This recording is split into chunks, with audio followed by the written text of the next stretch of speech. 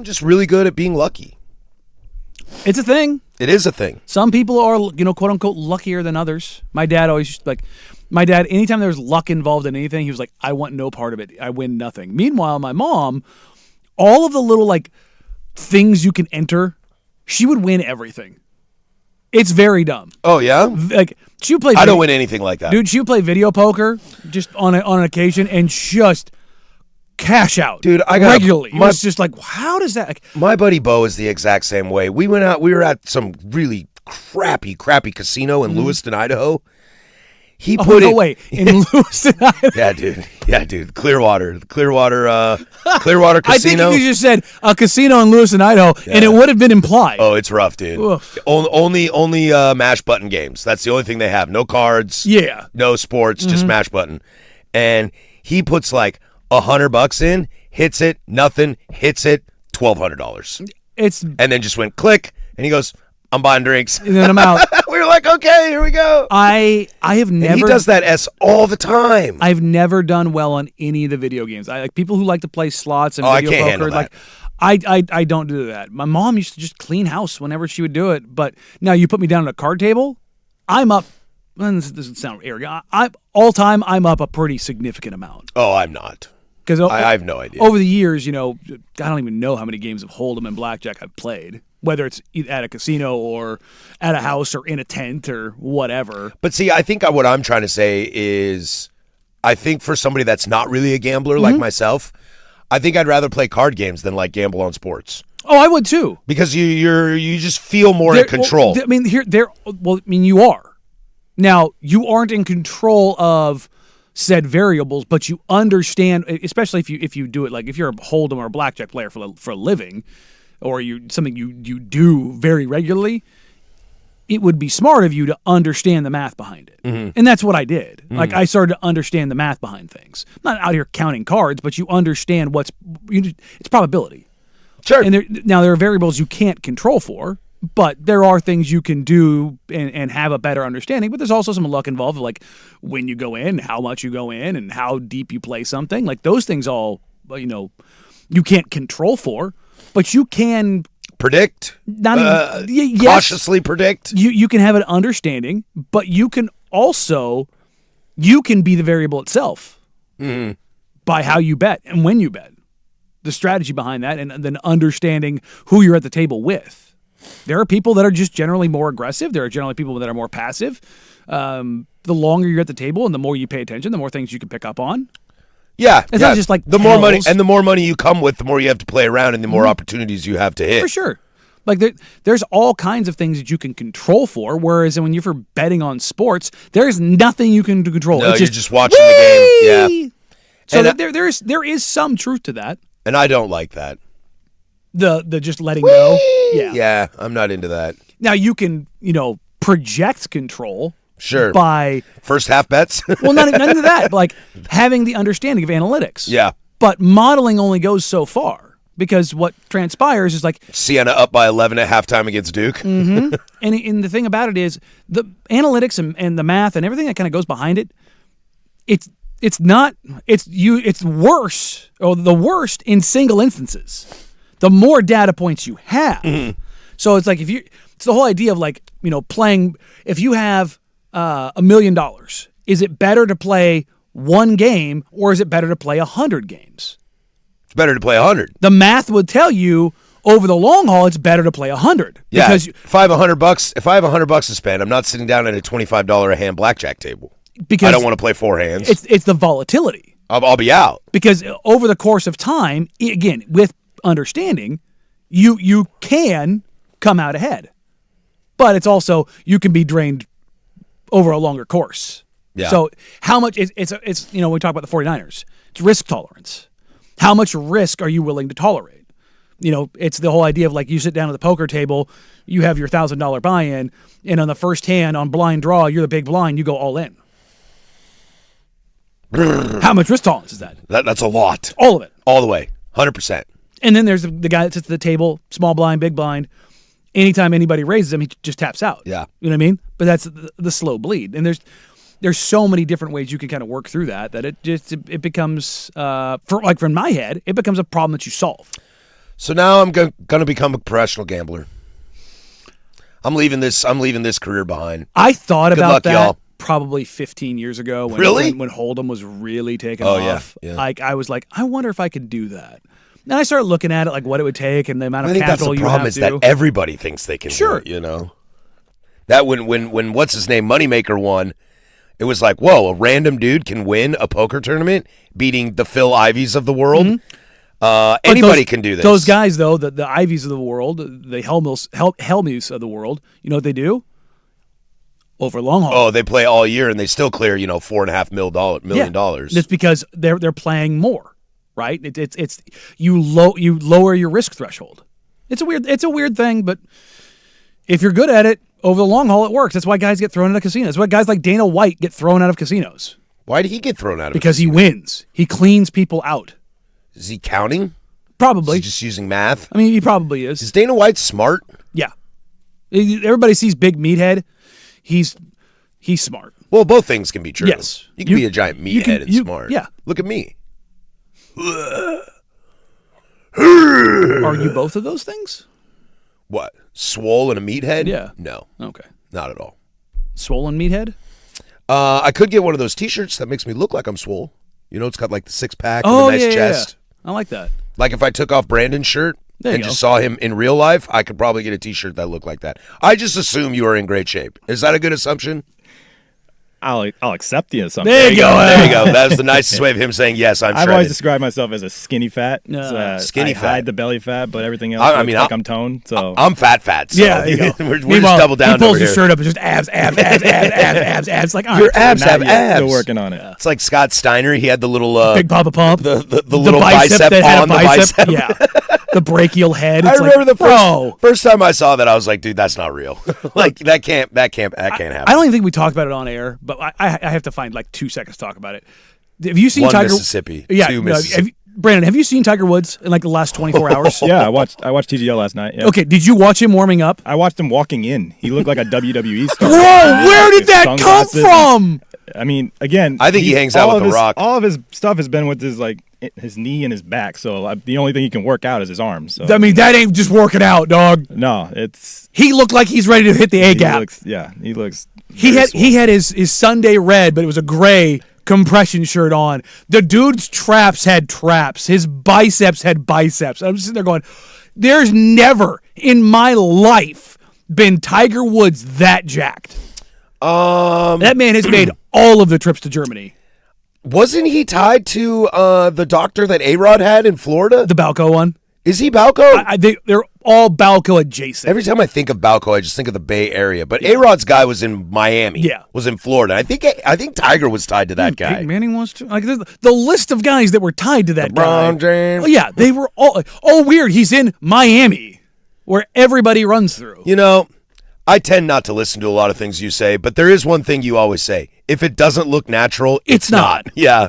Like, real quick, how close is Miami to Jupiter, Florida? Having been to neither, I'm going to go with real close. Yeah, dog. It's just like, I mean, look, I love Tiger. He's my GOAT. J.J. Watt, naturally grown human being. Yeah. Absolutely Sure, not. naturally grown in a test tube. Yeah, you look at like Bruce Smith and you're like, that guy's scary looking. You look at J.J. Watt and you're like, that ain't real. Yeah, you're just like, oh, sweet Moses, what is that? Yeah, no, dude, it's just, looking at Tiger, he has the sleeve on his leg for his mangled leg, and it's like, I bet you that thing looks like just a shredded toothpick, like Alex Smith's leg. I get it. And then you look at basically from the waist up, he looked like Captain America. Was like, bro, again, going down that list, all of the Marvel guys, all of them, they're all juiced. You cannot. Hemsworth and Evans, yeah. Yes, you can't get that. Like everyone's like, oh no, you can't. You cannot. That's not me. You don't believe. No, you can't get that big without juice. Maybe that's why Tiger doesn't do a ton of events, because he's juicing all year and then he gets off to clean the cycle and then goes and competes so he passes a drug test. That'd be the only way to do it. Does the PGA test for steroids? Hell yeah, they better. I don't think they do. Really? I'm going to crack that right now. I don't think if they do. I don't think it's like publicly announced that they Or not only that, I bet what they're testing for is like straight test. Like Right. it's Anti-doping, including random blood and urine samples, anabolic steroids, other enhancing drugs. Yeah, they're looking testosterone, blood tests, HGH, etc. Yeah, they follow WADA standards. Okay, so they're looking for off the shelf stuff. That's Yes. what they're looking for. Which I'm telling you right now, Tiger Woods ain't taking anything off the shelf. That stuff's custom for his blood. That's designer. That's Lance Armstrong blood doping. That's Gucci. Yeah, that's Gucci Mane. Yeah, he's not going into a lab and having him like buying it out. Like no. I don't think Tiger's at a GNC. No. This is By the way, do those still exist? Yeah, they're still around. Okay. He's like the John Wick. He has like the sommelier of steroids. Like, oh, would you like this one, Mr. Woods? May I suggest this for breakfast, this for your snack, and this for dinner, and let me pair you with this for dessert. When somebody says, LeBron James spends $1 million a year on his body, and it's like, well, the groceries are only $200K. Yes. Like, yeah, dude. Yeah, everything else is real expensive. Yeah, and that's, you start factoring in like the money that those guys spend on like Dame. Dame has got. Have you seen his elliptical cross trainer treadmill thing? No, I moved away from being his neighbor right before he bought his house. Okay. No, I haven't been there. Well, it's been in his social media that he's done. Oh yeah, sorry. Through I'm not a Meads dude. He has this treadmill that has this like inflatable bubble that goes around his waist. Oh, I think I've seen stuff like that. It's so it's the treadmill. It's like kind of U-shaped. Okay. And then it has this suspension basically bag that controls how much weight he puts down. Oh, so you have like lesser impact. Yes, so it's I like that. Yeah, it's kind of like the above ground version of the underwater treadmill. So you can so it becomes more load bearing. Mm-hmm. It's super cool. I was like, hey man. Can I borrow that? You got a spare one of those from a sponsor? Like, can I take a test run on that? We were talking about it. He just kind of looked at me. He's like, "That's pretty cool." Huh? And I was like, "Yeah, dude. Like, how's that thing work?" He's like, he just kind of we talked about the science behind it. He said it's been huge for him as far as his recovery process. And it's like, I bet you that was probably I don't know $50,000, maybe more. Yeah, what's money to that guy? But you know what I mean? Like, you start adding up the kind of stuff that those guys spend money on, like a hyperbaric chamber that can go on the plane with you. Like, it starts piling up pretty quick, and then you start talking about the drugs, and you're like, look, I'll be honest. When I took them, a cycle for me was, first cycle I took was in 2003. I think that cycle was just under $1,000. Okay. And that was off-the-shelf stuff. It was, screw it. It was this company called British Dragon. That we got through not a dark web, but like a quasi-dark website that we all like one guy got it through and we all got it through. I can imagine that now the stuff those guys are using is probably 10 times that per every little drug that they take. Oh, for sure. I mean, yeah. I mean, you're talking about it's like going to a professional athlete's drug party. Like, they got drugs I never even heard of. Right, and I love drugs. They're making them as they go. Like, I know what all these drugs are, and what is that? They're 3D like printing. The pink powder? I was like, I didn't know it came in pink. Yeah, you're like, does it come in orange? Why are you guys snorting, Himalayan sea salt? Yeah, exactly. What's going on here? This is speaking of Florida, the bath salts. Bath salts, yeah. I like my pink salts. No, that stuff's just, it's another level. Like, if you want to do like HGH right now, I think like the in-home stuff, I think it's like $2,000 a month. I choose baby stem cells. They stopped doing that. Oh, really? Yeah. Too bad. And I think it was the National Institute of Health announced that like last month. Right as they stopped, I got fat. Coincidence? See? I think not. Oakley Dokley, we got a great show for you all today. A lot to get to. We're all over the place today. A blue blood in college basketball officially needs to find a new guy. But the commissioner of college basketball in my world talks and making a lot of sense. There's some NFL news to get through as well. A little bit of baseball. Well, I'm saving baseball for tomorrow, Danny. Today's not real baseball. No. Okay. Tomorrow's real baseball. So we'll get to that. But we just both wore our baseball hats. Well, I wear a baseball hat every day. But let's start here in the association. Is this actually gaining traction? Because one former star TV guy had a very long rant about it. 65 games? Is that possible? We'll go to the association next. 105.1 The Fan. The Fan.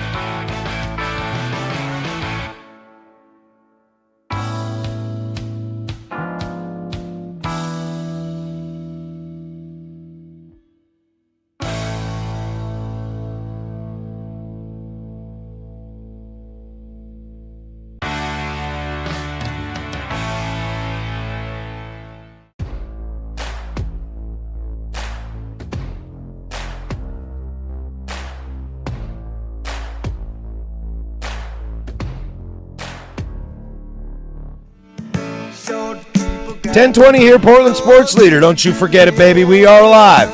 Right on time. From the shadows of the historic Fremont Bridge, 503-864-6326 is the fan text line.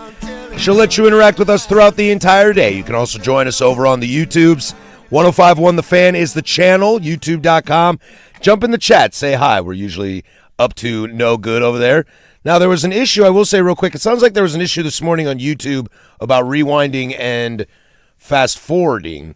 That does not seem to be a problem on this show today. Nope. So I'm going to go ahead and say Brandon, better producer than Swigart. There you go. I'm going to go ahead and slow down. I don't know. I did have a hiccup where I had the break music still going on during like the first 2 minutes of the show. Oh, nice. Got called out on that. Whatever. It's fine.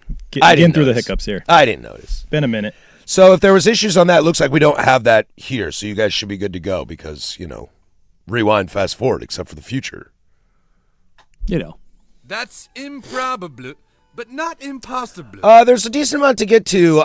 We kind of talked a little bit about this yesterday, Danny, but we've got another player claiming mental health for their problems and why a contract was falsely reported and the real deal on that. Oof. The news on that, dude. Here, side note, before we get into this NBA 65 games thing, we always talk on this show. If Baxter Holmes, Pablo Torres show up, probably not in a good spot. Yep. I am almost getting that way with The Athletic in the sense of if The Athletic writes an article about something, usually I'm like, this is probably the real truth. Yeah, it's because you know how like the Shams and the Schefter and the Passons, like fill in the blank, carry water but know more than everybody. Sure. The Athletic is just like, actually, this is what it is. With caveats, because remember... Well, everybody has their own caveats. We're all looking out for ourselves. Slater and Shams were writing at The Athletic. Yes. When they carried that absolutely ridiculous, ludicrous story about Gary Payton II being shot up with Toradol left, right, and center. And instead of, doing journalism and having some integrity and issuing a retraction, they stealth edited it and took nothing for that. You know what's really funny? I'll say this. One of the editors for The Athletic was in Portland, I want to say 2 weeks later, and was sitting at the table right next to me, and I said it very loudly. It's crazy what some dirtbag journalists can get away with in the editorial staff. And I saw his eyes just kind of gaze straight ahead like, Uh-oh, he's talking to me. He's talking about me. Well, it wasn't him. It was his boss. But, yeah. You're welcome, USA. But, to your point, there are genuinely writers who, when they write things... Look, man, this is what we talked about with Pablo yesterday. Like, the idea of, like, where that stuff sits. Yeah, man. I kind of like that we're getting there and people are getting frustrated and irritated and pissed off, so to speak. Sure. As far as, like, how they react to those things. Because, yeah, dude, stop getting got. Stop believing all of the stupid that goes around it. Yeah, I don't want clicks. I don't want that stuff. I want information. Yeah. I don't need to be catered to. Just tell me the truth. I don't need to be told what you think. Right. Give me the information. That's what I love about what Pablo's done, what Baxter Holmes has done, what Don Van Natta have done. Like, when you just give me the information and let me make not even my assumptions, but come to my own deductions. Like, that's what journalism is supposed to be. And it's just being spoon-fed to you through some guise of 18 different filters, and you're just like, wait, what? Just to get you in the direction they want you to go. Like, I don't know, the NBA voting to vote about expanding, and we all know where it's going to go. Right. Look, speaking of the association, Danny, I'm curious. I feel like we've talked a little bit about this, but I want to try to throw a caveat. If you take away the owners losing potential money, do you think that an NBA season would be better in less games? The product could be better, but it's not also the owners losing money, it's players losing money. Well, yeah. I know it's hard to separate that, but if you can take away the money aspect of players and owners, would it benefit the game to shorten it? In theory, yes, but here's what would happen. Because we all like to think that this is the fix, right? Right. Okay? Now record books are completely sideways. Without a doubt. And do you think that players are going to like that? I mean, Roger Maris had an asterisk next to his name for 40 years. Players are not going to like that. Okay, the idea that if you just shorten the season, guys aren't going to get hurt. No, guess what's going to happen? A guy missing 20 games now is significantly more impactful. Well, if you make $50 million and you miss 10 games of a 65-game season, carry the mat through whatever, that's a lot of money to not play basketball. Okay, not just that, but I'm talking about the impact on the court. Mm-hmm. A season-ending an injury that causes you to miss 10 to 15 games in an 82-game season is detrimental. In a 58-game season, you're talking about missing a fifth or a sixth of the season. That's pretty bad. That can severely alter. Like a guy having a tweak. Like let's take Shaden missing 25 games. Mm-hmm. He misses almost half the season now instead of a quarter of the season. That's true. The reason I brought it up, I was curious because I saw this giant rant from world-renowned nice guy Richard Jefferson. I love RJ. Who he's great. I love him on TV. I loved him as a player. Played for a long time. Also doesn't age somehow. Well, miraculously. Dude, he looks good still. He still looks the same. Yeah, he looks exactly the same. He doesn't usually get hot like that. And he was pretty fired up about moving it down to a 65-game season, basically calling players today soft. Well, he's not wrong. He's not. He was like, how much do you need to get rid of to make your life better? Meanwhile, Kareem, LeBron to an extent, and Michael, all the reason they're so great is how long they played. I mean, look, the line in airplane is very real. You drag him up and down the court for 48 minutes and see how you're doing. It's like, yeah, dude, but that's part of what makes the game great. Is that it is the long haul. It is the 82 games. It is the grind. And that that's where I sit with baseball as well. In 162 games, is it a lot of games? Yeah, it's a lot of games. If you went back to what it was before they moved it to 162, I don't know if it would affect the record books that much, which I'd be okay with. But also, I don't know, man. It's 162. Just play baseball. Yeah. If I could get paid to play baseball 5 days a week, that'd be dope. Look, I mean, there's all kinds of, Richard Jefferson had a great point. He said, the season is too long and hard on your body. Sports are not ever going to be easy on your body. But that's the point. It is designed to be hard on your body. To wear you, to tax you out. That's the whole point. Yes. And it's like, that's part of the endeavor, is that you get up and you're compensated for it. If Derrick Rose's knees don't go, what conversation are we having about Derrick Rose? Brandon Roy, same situation. Longevity matters. That's why, LeBron James is going to miss making an All-NBA team this season. For the first time in 20 years? 21. Just because he doesn't have enough games. It's the one time LeBron's finally taking games off. Mm-hmm. And that's the thing is so the idea of shortening the season, could it potentially make the game better? Yes, because here's where it actually matters. You would drive up the value of games. Totally. Because each win and each loss would matter more. More eyeballs on TV. It's not just that, it's scarcity. Sure. That's why the NFL is great. And that's why we go easy on how many days you're going to go. Yeah. Like one thing we like about the NFL I don't need you Monday through Sunday. Thursday, Sunday, Monday. Like we're good with that. I don't need Wednesday. I don't need Friday. You put Thursday down our throats and we're dealing with it. We don't need because it's a bad product. Because we don't need Wednesday. It's just stop. So there probably is a very good argument to be made for that. But on the flip side of that, again, injuries become significantly more taxing. And you're talking about a sport where a single player matters so much more than any other sport. Sure. Like in baseball, if your ace goes down, does it suck? Yes, but guess what you have? 5 other pitchers. Yeah, man, your fifth starter could go 6 innings randomly and give up 2 hits and no runs, and you just won 8-0. You can find ways. Because Brian Rocchio hit a walk-off home run for you. Yeah. You can find ways. In basketball, when your star goes down, like Jokic goes down for the Nuggets. Let's say he misses 15 games in a 58-game season. Bye. Playoffs are gone. Bye. Playoffs are gone. Thanks for coming. Imagine he gets hurt let's say the season starts at the same time. He gets hurt night 1. Night 1, he rolls his ankle, and it's a bad sprain. He is out for 15 to 18 games. The season is done. That. Yeah.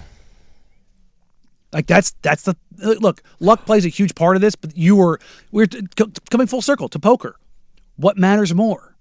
When you're gambling, more games. More games. You want to see more hands because you take volatility out of it. That's the whole idea. That's the whole idea of baseball. Is you're taking volatility out of it. It's the same thing like the NCAA tournament. Why we love March Madness so much? Yeah, you play 32 to 36 games to get your seed, but what happens? Single game elimination. Yeah. Volatility goes through the roof. Yeah. One bad shooting night in your entire season doesn't matter. I actually would love sports like that. What, single game? Just higher stakes. But you know what? Well, yes, but single game elimination, when you're talking about professional sports, devalues the regular season entirely. Oh, definitely. Definitely. Like, especially in basketball, baseball, hockey. Yes. Those need multi-games. NFL, different. Hell, we do it in Champions League, too. Yeah. Home and away. Yeah. So, yeah, it when you go into that, it makes for, like the World Cup. Does it make things more interesting? Absolutely. But how often do we do the World Cup? Every 4 years. So. And qualification is not like a regular season. No. Nobody cares about qualification. But not only that, how many opportunities do you have in qualification? Multiple. Unless you're the host country and you just get in for free. Get free, which is great. But yeah, no, like, USA! I love welcome, USA. I love the idea of shortening the season. Like the ethos of it. Conceptual. But unintended consequences are vastly, vastly more drawn out than that. Everybody wants to say that go to a 58-game season, go to 58, it solves this, it solves this, it solves this. No, it doesn't. It opens up so many more versions of Pandora's box. And the reality is it'll never happen. Yeah, it'll never happen. Owners are not going to take less money. And players aren't going to take less money either. If owners won't find solutions to not do the things we hate about the NBA, what makes you think they're going to do that? Yeah. Yeah. Oh, hey, no. All those profits you have, go ahead and take, 40% of it away. Well, I don't think it's not 40%. It's probably like 8 or 9%. Oh, no, it's not. You cut the game from 82 to 58? I didn't say 58. I said 65. No. The number they would go down to is 58. Why that low? Because that's the number that would take for all of the teams to actually have it work. Ugh. Well, I guess now it would be 64 with the new teams. Okay. But yeah, that's the reality of it. So, but again, you're cutting a quarter of your games off. Okay, Be a lot. So that's a lot. And here's the thing: you aren't just taking 25% of revenue away, because that is a significant amount of inventory. Media rights partners aren't going to sit there and say, "Okay, we're going to give you 25% less." Yeah, totally. We're going to give you 35 to 40% less. Yeah. That's the reality of that. Let's stick in the association. A player came out and finally atoned for his sins, but did he? I'm not sure. We'll go there next. There's Brandon with sports. Now, from the George McCoy and Warren Allen Sports Desk, a Sports Center update on the Fan Sports Network, 105.1 FM and 1080 AM. First on the Fan, the Blazers, winners of 4 of their last 5 games and a half game back of the 8th seed, taking on the allegedly tanking Bucks tonight at the Moda Center. Jeremy Grant, Vit Krejci, and Robert Williams all are questionable. Tip-off just after 7 on KUMP, Xfinity Channel 1016. Portland is a 12.5-point favorite. Also in the NBA, the league's Board of Governors approved a vote to explore bids and applicants for expansion teams exclusively in Las Vegas and Seattle. A bidding process is expected to generate offers in the $7 to $10 billion range for each team. The MLB regular season officially starts tonight in San Francisco. Aaron Judge and the Yankees against Rafael Devers and the Giants. Max Fried versus Logan Webb is the starting pitching matchup. First pitch at 5:05 on Netflix. And the Portland Thorns off to a 2-0 start in the NWSL season. They're in San Diego tonight taking on Wave FC. Coverage starts at 6:45 on our sister station 94.7 KNRK HD Channel 2. More sports scores and stories in 30 minutes. I'm Brandon Henson from the George McCoy at Warren Allen Sports Desk. Hurt and missing work, insurance companies acting like jerks? Don't call your mom. Call George McCoy at warrenallen.com. The home of the firm of Harris and Marang.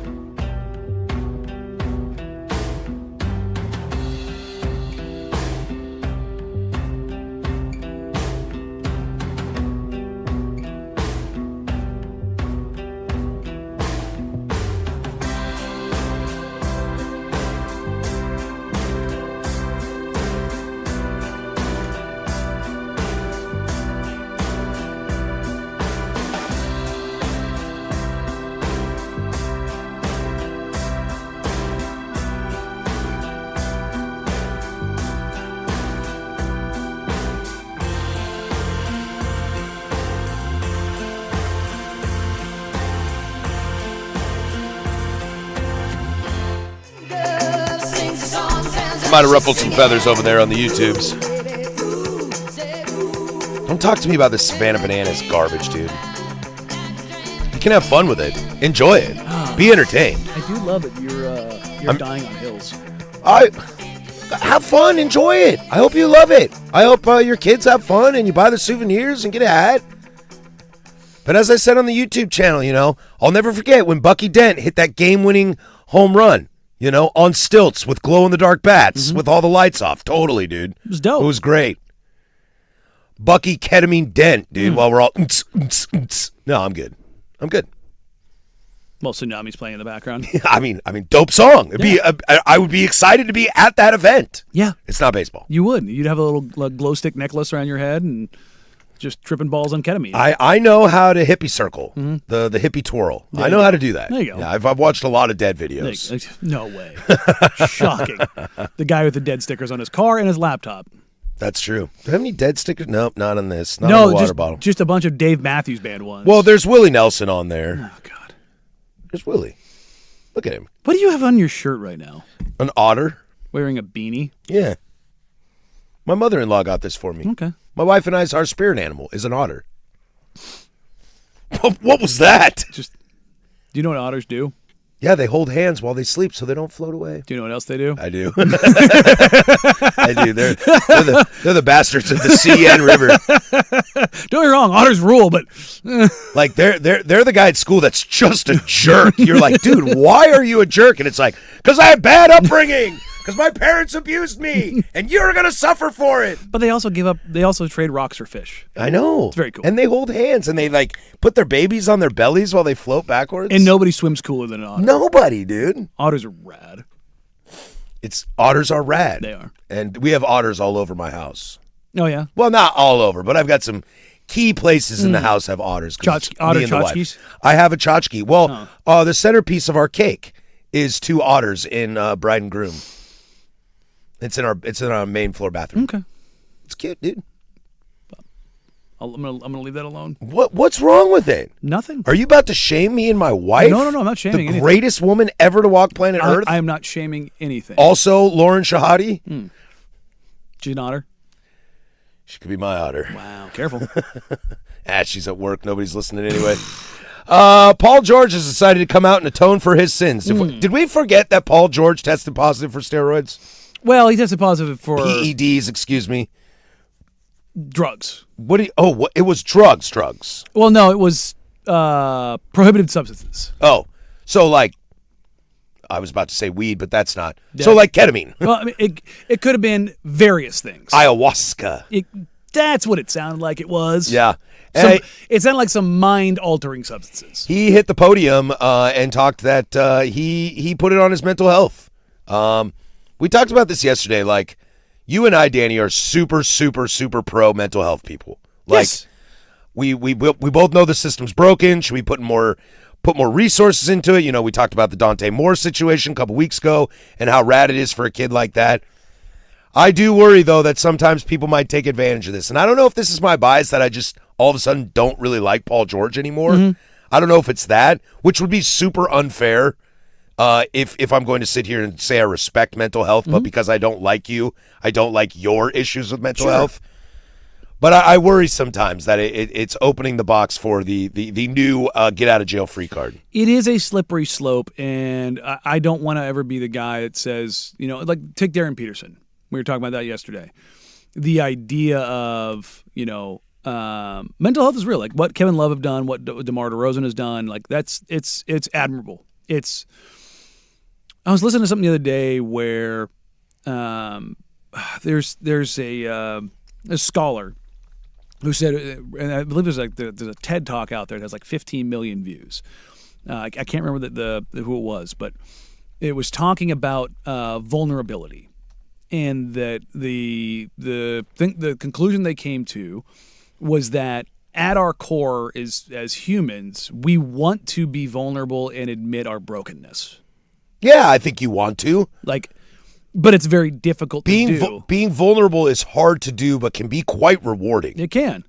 There's some freedom in that, for sure. Getting it off your chest is a phrase they use. Yes, but there's also... again, I'm using Darren Peterson as the example.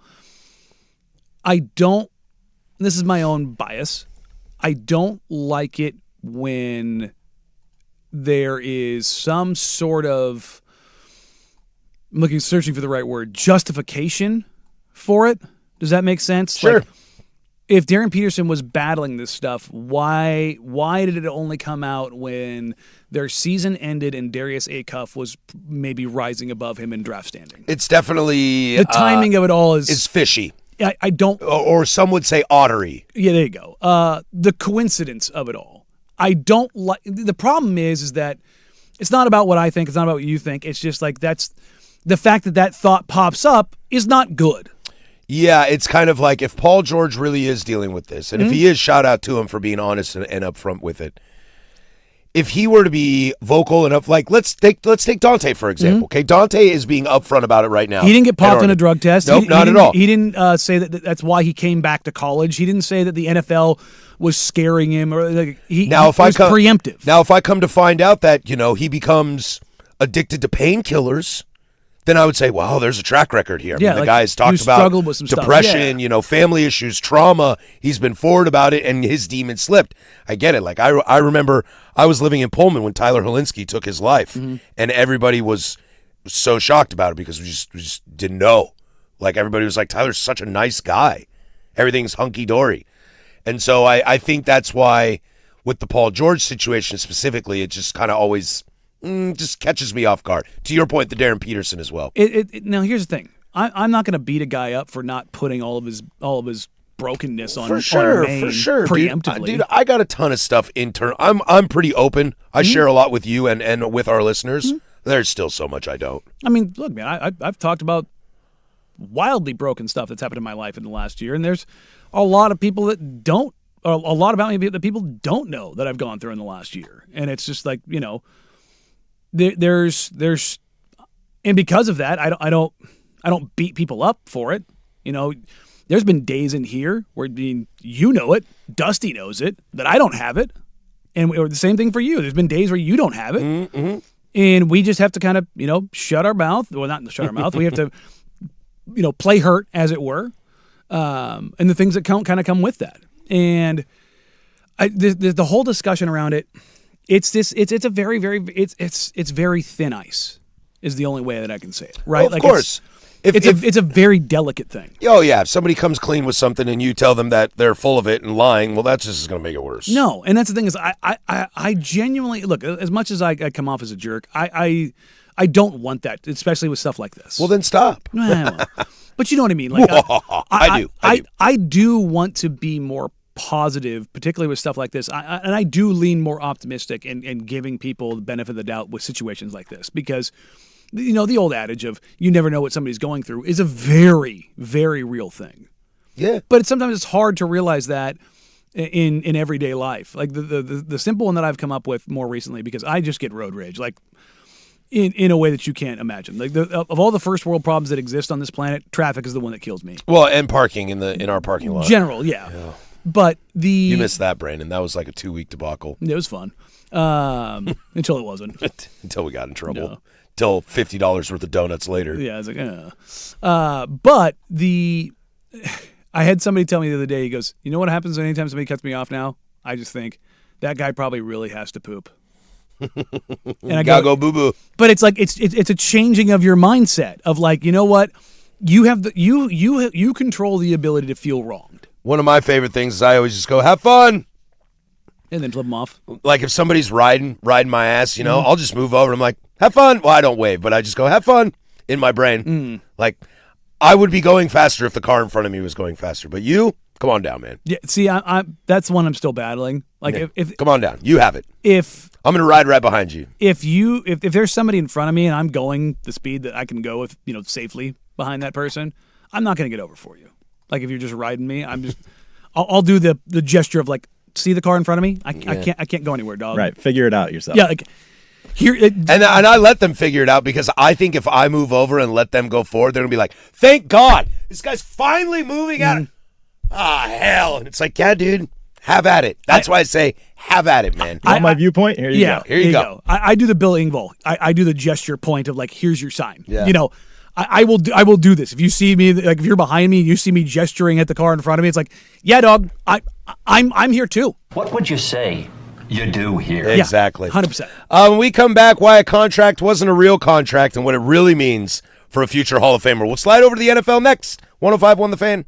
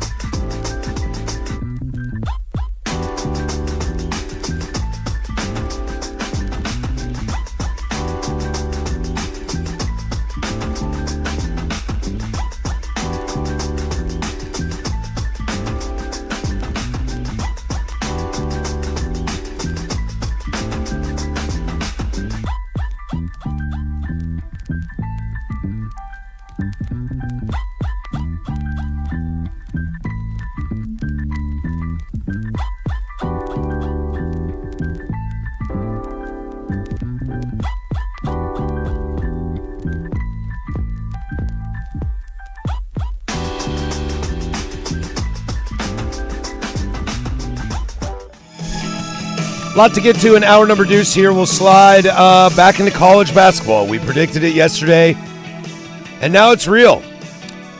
Also, you know, Danny, I'm starting to think there's a lot of like a story hits and then there's some little nugget hidden in a story that eventually backlashes. Because we got to bring up Puka Nacua. Like, I didn't want to, but like, come on, bro. He can't. Speaking of bath salts, like, come on, man. He can't stay out of it. So we'll get to that in hour number deuce. Plus, eugenics, boy. And web gems. Web gems is fun. I promise. I feel like we're going to be a little negative for most of today, Danny. We get to web gems, though, we're turning it all around. Hey. Turning it all around. Just got to get halfway through this stupid program that we do every day, and then we'll start trying. We'll be positive. Got it. That being said, everybody hates the Chiefs. Everybody hates Travis Kelce. And I'm so mad. And this is why, damn it.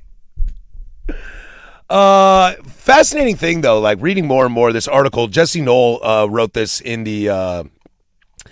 article in The Athletic. And it's kind of about how, remember, it broke while we were on this show. 3-year, $54.7 million deal for Travis Kelce. Reality of it is the deal is a 1-year, $12 million guaranteed deal. Yes. What it has done is it has allowed Kansas City to use the NFL collective bargaining agreement's 50% rule. Mm-hmm. So what they're able to do is basically the next football year, if he's on the roster, he'll get $40 million. That ain't gonna happen. But it's allowing them to stretch out their financial flexibility this year without taking giant dead cap money in the years in the future. Mm-hmm. It's actually kind of a genius idea. It's a little Dodgers deferment. Well, it's 2 years out. It's 2028. Yes, 2 years out, excuse me. I kind of like it for aging players to kind of keep you there for one more go-around. That's not what it's about, though. Well, what is it about? The reason they did that deal that way was so that he could say he signed a 3-year, $55 million deal. To, like, tell people he's going to be around for 3 years? No. I don't understand what you're getting at. No, it's there's some arrogance and some pride in there. Like I don't sign 1-year deals, I sign 3-year deals. I sign 3-year deals worth $55 million. Bro, that's what it is. That's agent speak. That's all that is. The Chiefs are not going to pay to have Travis Kelce on the roster at $40 million. It's never going to happen. No. Put it up on the take board. It's never. No, it's not a take. It's not a take. never going to happen. I wish we could put it on the take board, but it's not a take. Because, dude, quietly, and not really quietly, if Travis Kelce wasn't as popular as he is, and I'm not saying necessarily popular to us, but he's a name. Sure. Dude, he was in a Happy Gilmore movie. I mean, he's T Swift's freaking dude. Right. He's washed. Not washed. He's washed to what he was. Yes, he's on the quick wash cycle. And he's right only going to count for less than $5 million against their cap. Yeah. So the idea of like grandstanding, like you still got it, you know? That's what this is. You don't, bud. I know, but we all know. This is I can't be seen taking this deal. Remember when I said when this deal broke, I was like, you know what this is? This is a show publicly of a tight end getting paid. Mm-hmm. Because he can't take the discount. No, he doesn't want to. Well, not just that. Which is weird because his future wife is he's the third richest woman in the world. He's taking the discount, but it can't be perceived as that. Mm-hmm. That's what it comes down to. That's weird. It's not. This is what we see all the time. I know. It's ego. I know. That ego is why he's not retiring. Yeah, and it's always funny that there's so many athletes that I feel like, I mean, I don't look up to athletes. Mm-hmm. Like I'm too old for that. I did as a kid, and I think you should as a kid. There are some athletes you can look up to and who are good, genuine people and say, he's my hero. I try not to do that as an adult. In fact, I don't really do that at all. But Travis Kelce is one of those. It's just another classic story of Kelce being a guy that I loved and respected as a player, and now I'm just tired. I'm just tired, bro. Like, at least your brother's kind of funny, even though he's in a ton of commercials and I'm kind of oversaturated with Jason Kelce. You're getting Ryan Gosling. And it's not fair to compare the two, but they are brothers, and naturally you will be compared. Yeah, it's like Ryan Gosling. Like, I'm tired of it. I'm over it. He's got a new movie coming out next week. I know, I'm reading the book. Yeah. But Jason Kelce, I like you still. I think you're funny. I think you're quirky. Fat guy drinking beer in cold weather games with no shirt on. Climbing out windows. I'm into that. When like the third richest woman on the planet is sitting next to you and like giggling while your fat body is shaking and pounding beers in 30-degree KC, that's cool.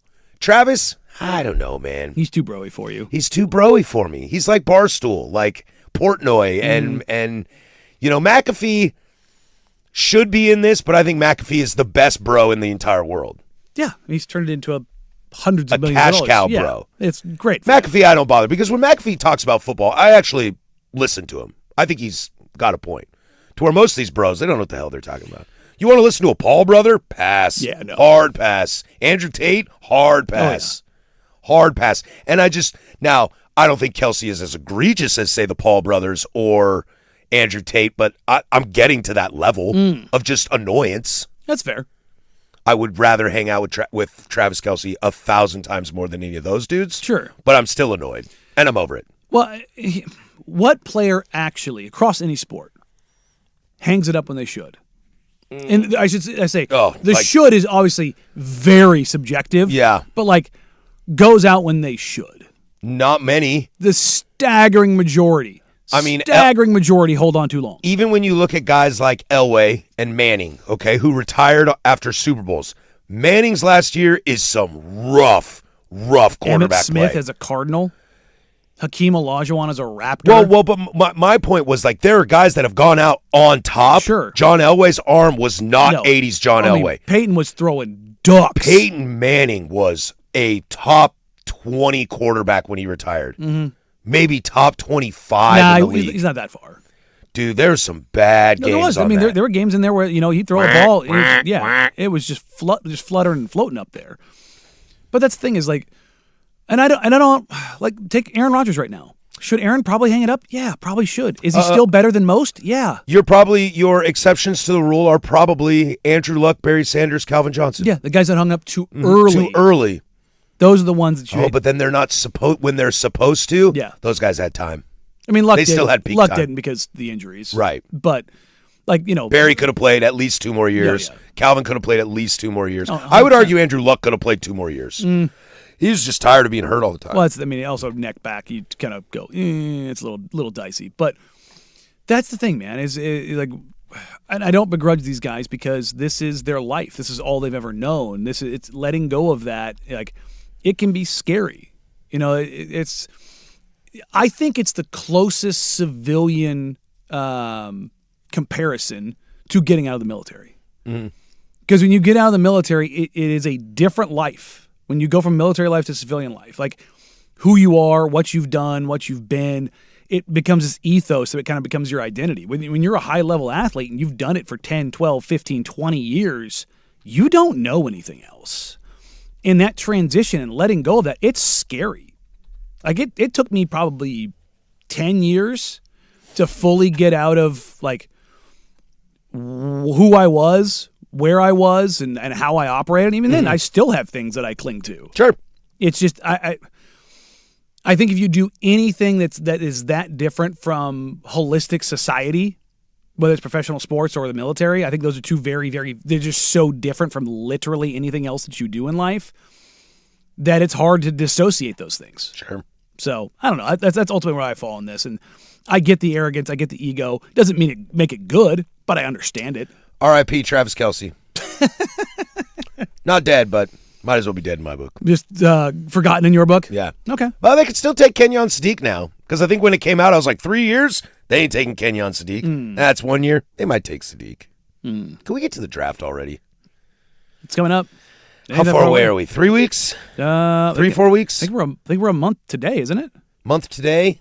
I think All right. I suppose I can hang out for a minute. Suppose I can wait. I'm a patient man, at least on the surface. Yeah, April 23rd through the 25th.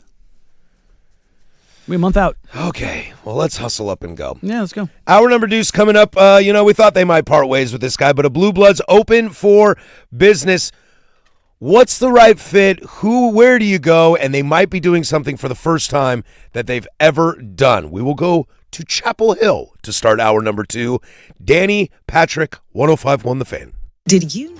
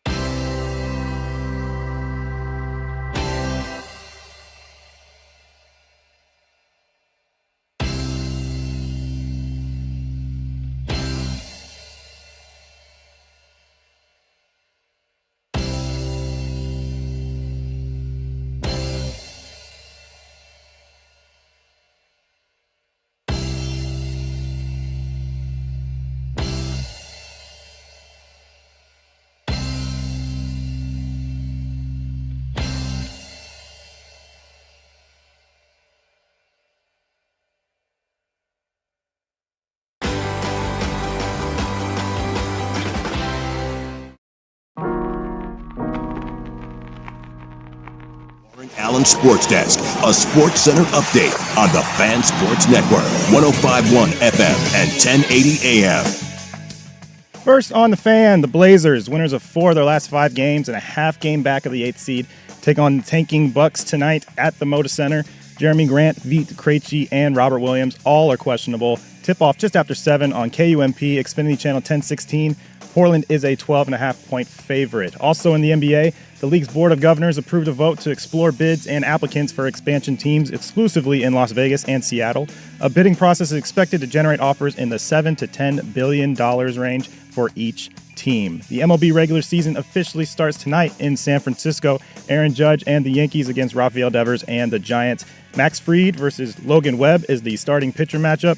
First pitch at 5:05 on Netflix. And the Portland Thorns off to a 2-0 start in the NWSL season.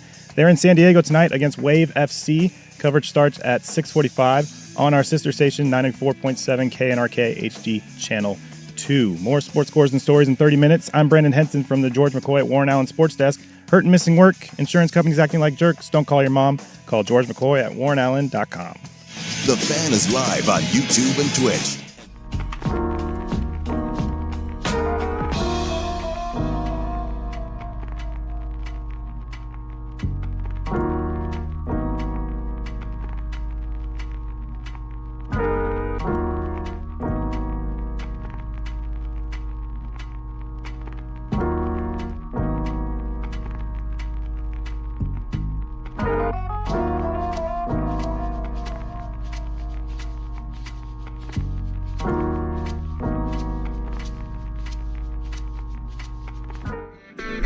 Hour number deuce here. If you're missing the first hour, you can download that, The Fan Podcast, 1051thefan.com, the Odyssey app, wherever you get your podcasts. You can find us over on the YouTubes.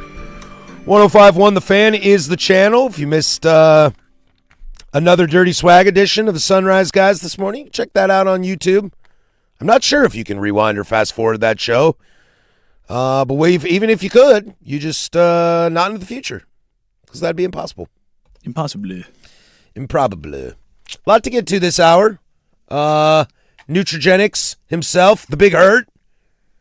Putting the Big Hurt on the city of Chicago right now. Web Gems as well. And that idiot who plays for the Rams probably cost himself millions of dollars. We'll get to that this hour. But it is official, Danny. We kind of alluded to this yesterday in kind of the question of talking about the futures of Bill Self, the future of Hubert Davis.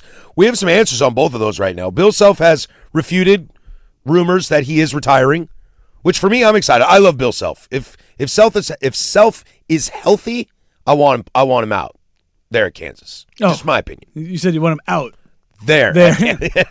At Kansas. Now, Hubert Davis, I've never been a big fan of Hubert Davis. I like him on TV enough, but I didn't really care for him in that role.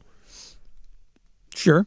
The news broke yesterday that UNC Chapel Hill and Hubert Davis had mutually agreed to part ways. Didn't think it would get there because we got through the weekend, then through Monday. Yep. And then through Tuesday morning. I was like, all right, he must be good. Yeah, we're all good. They agreed to mutually part ways. In other words, he got his money. Few hours later, Hubert Davis puts out a statement of saying, I was just informed that I was being let go by the University of North Carolina. It was not my decision. I wanted to stay there and coach. Uh-oh. Little drama down there in Chapel Hill. But the real question is where do we go from here? We kind of hypothesized this yesterday a little, but now it's real. And I was kind of throwing some teams at you in the break about if you were the head coach of this place, is it a step up, step down, step parallel? And mixed bag. It's a mixed bag, and I think the mixed bag falls on the state of the program, really. That the powder blue Chapel Hill, North Carolina Tar Heels, despite success, I mean, Roy Will has 2 titles there, right? Haven't had an NBA All-Star since Vince Carter. And I'm not, we talked about that yesterday. I'm not too worried about that, but also, your ability to develop like true high-level pros or recruit true high-level pros, that's a mark of a team. Of a blue blood? Look, we can sit here and look at UCLA. They put guys in the league regardless of where they are. You know what I mean? Like that's a thing that happens. You look at Florida, how many guys come out of Florida? You look at now Kentucky. Let me go ahead and say wherever Cal is at. Izzo at Michigan State. Wherever Cal is at. Yeah, like Bill Self at Kansas. Yeah. Hurley at UConn. Mm-hmm. Like, just go down the list of, and whether it's Coach K or Shire at Duke, like, your ability to put guys in the league is a real thing. And North Carolina is having issues with that. Mm-hmm. And I think the brand is taking a hit. So much so that there are reports out there that North Carolina, for the first time in a very, very long time, is going to look outside of the Tar Heel family to find somebody. Which they should. I think they should too. The question is, who? Where are you going to find this person? Who's got the clout, the name that's going to appease your boosters and your fans, but also has the basketball prowess to survive out of North Carolina? I think that list is smaller than people realize. And I don't think it's Bill Self. It's not Rick Pitino. You're not getting those guys. I don't think Jay Wright's coming out of retirement to coach North Carolina. Probably not. Nor is Brad Stevens. Brad Stevens already turned that down this morning. Put that quick to bed that I am not interested or a candidate for the North Carolina job. He also hasn't coached in a long time. I think he'd be fine. I think he'd be fine too, but I like how he runs the Celtics. I think he does a really good job with that. Although that is kind of what college basketball is now. He's running the organization. Yes. You probably can't afford Brad Stevens. No. Yeah. Some thoughts that come to my mind, Danny, if we want to wildly speculate on this. Otts at Iowa State. Sure. You know, he's hung around with the mayor and McDermott, and he's been around some good dudes. He's doing a great job at Iowa State. And also, Otzelberger is a great name. And just Otts is a dope nickname. I think I've settled on two names. Go on. If you're North Carolina, I think you take a run at Mark Few. I also think if you're North Carolina, you take a run at Nate Oates. Oates has that fire in him. He does. He has that fire in him. He's been at a big institution in a great conference. Alabama's a really good program right now. North Carolina's a step up. But I also look at Oates as more of a Mark Pope at Kentucky type coach, where I don't know if he's the guy that he's a great coach. To be honest, he's Dana Altman on steroids. He has the ability to relate, coach his butt off, implement his style, and do all those things. Is he going to recruit to North Carolina to bring in the guy? That's a great question. That's where it's the same question I have about Few. But then let me ask you this, Danny. Who out there can? Anybody. Jay Wright can. Yep. I mean, if you're talking Bill, if you're talking about active coaches right now, it's Tommy Lloyd. It's Hurley. I mean, Hurley does it at UConn in Storrs, Connecticut. Dude, UConn is a storied program at this point. I know, but we're talking about location. Sure. Your ability to draw people in, like Lexington, Kentucky is not like this, metropolis, but Kentucky is as basketball as it gets. Sure. Like Wazoo can recruit guys to play football in Pullman. You're not recruiting guys to play basketball. No, and Kentucky is a kind of a standalone in that regard. Dusty May can do that. But would you leave Michigan for North Carolina? Would you leave Arizona for North Carolina? I wouldn't. Golden can do that. Would you leave Florida for North Carolina? No. I think Cal's not leaving Arkansas for North Carolina. Cal would be so weird at North Carolina. They would never do it, but somebody like Chris Beard, who is a dogged recruiter, but I mean... What about like a Will Wade? Yeah, like dogged recruiter, great coach, but boy, the record is marred. The baggage on Chris Beard is rough. Same with Wade. Yeah, that's true. I'd rather take Will Wade's baggage. But I mean, like going down the list, Tommy Lloyd has baggage. Everybody's got baggage. Sean Miller has baggage. Rick Pitino has baggage. Everybody does. Self has baggage. Yeah. That's the thing is like, I think North Carolina, because Shire doesn't, because it's he's also been an assistant for him since he stopped playing. But it's like, this is Duke, so we don't do these things. And I think North Carolina, they look at themselves as kind of like the Ivy League of college basketball, like nose up, just we're North Carolina. Well, that's the thing. North Carolina might have to tear this thing down.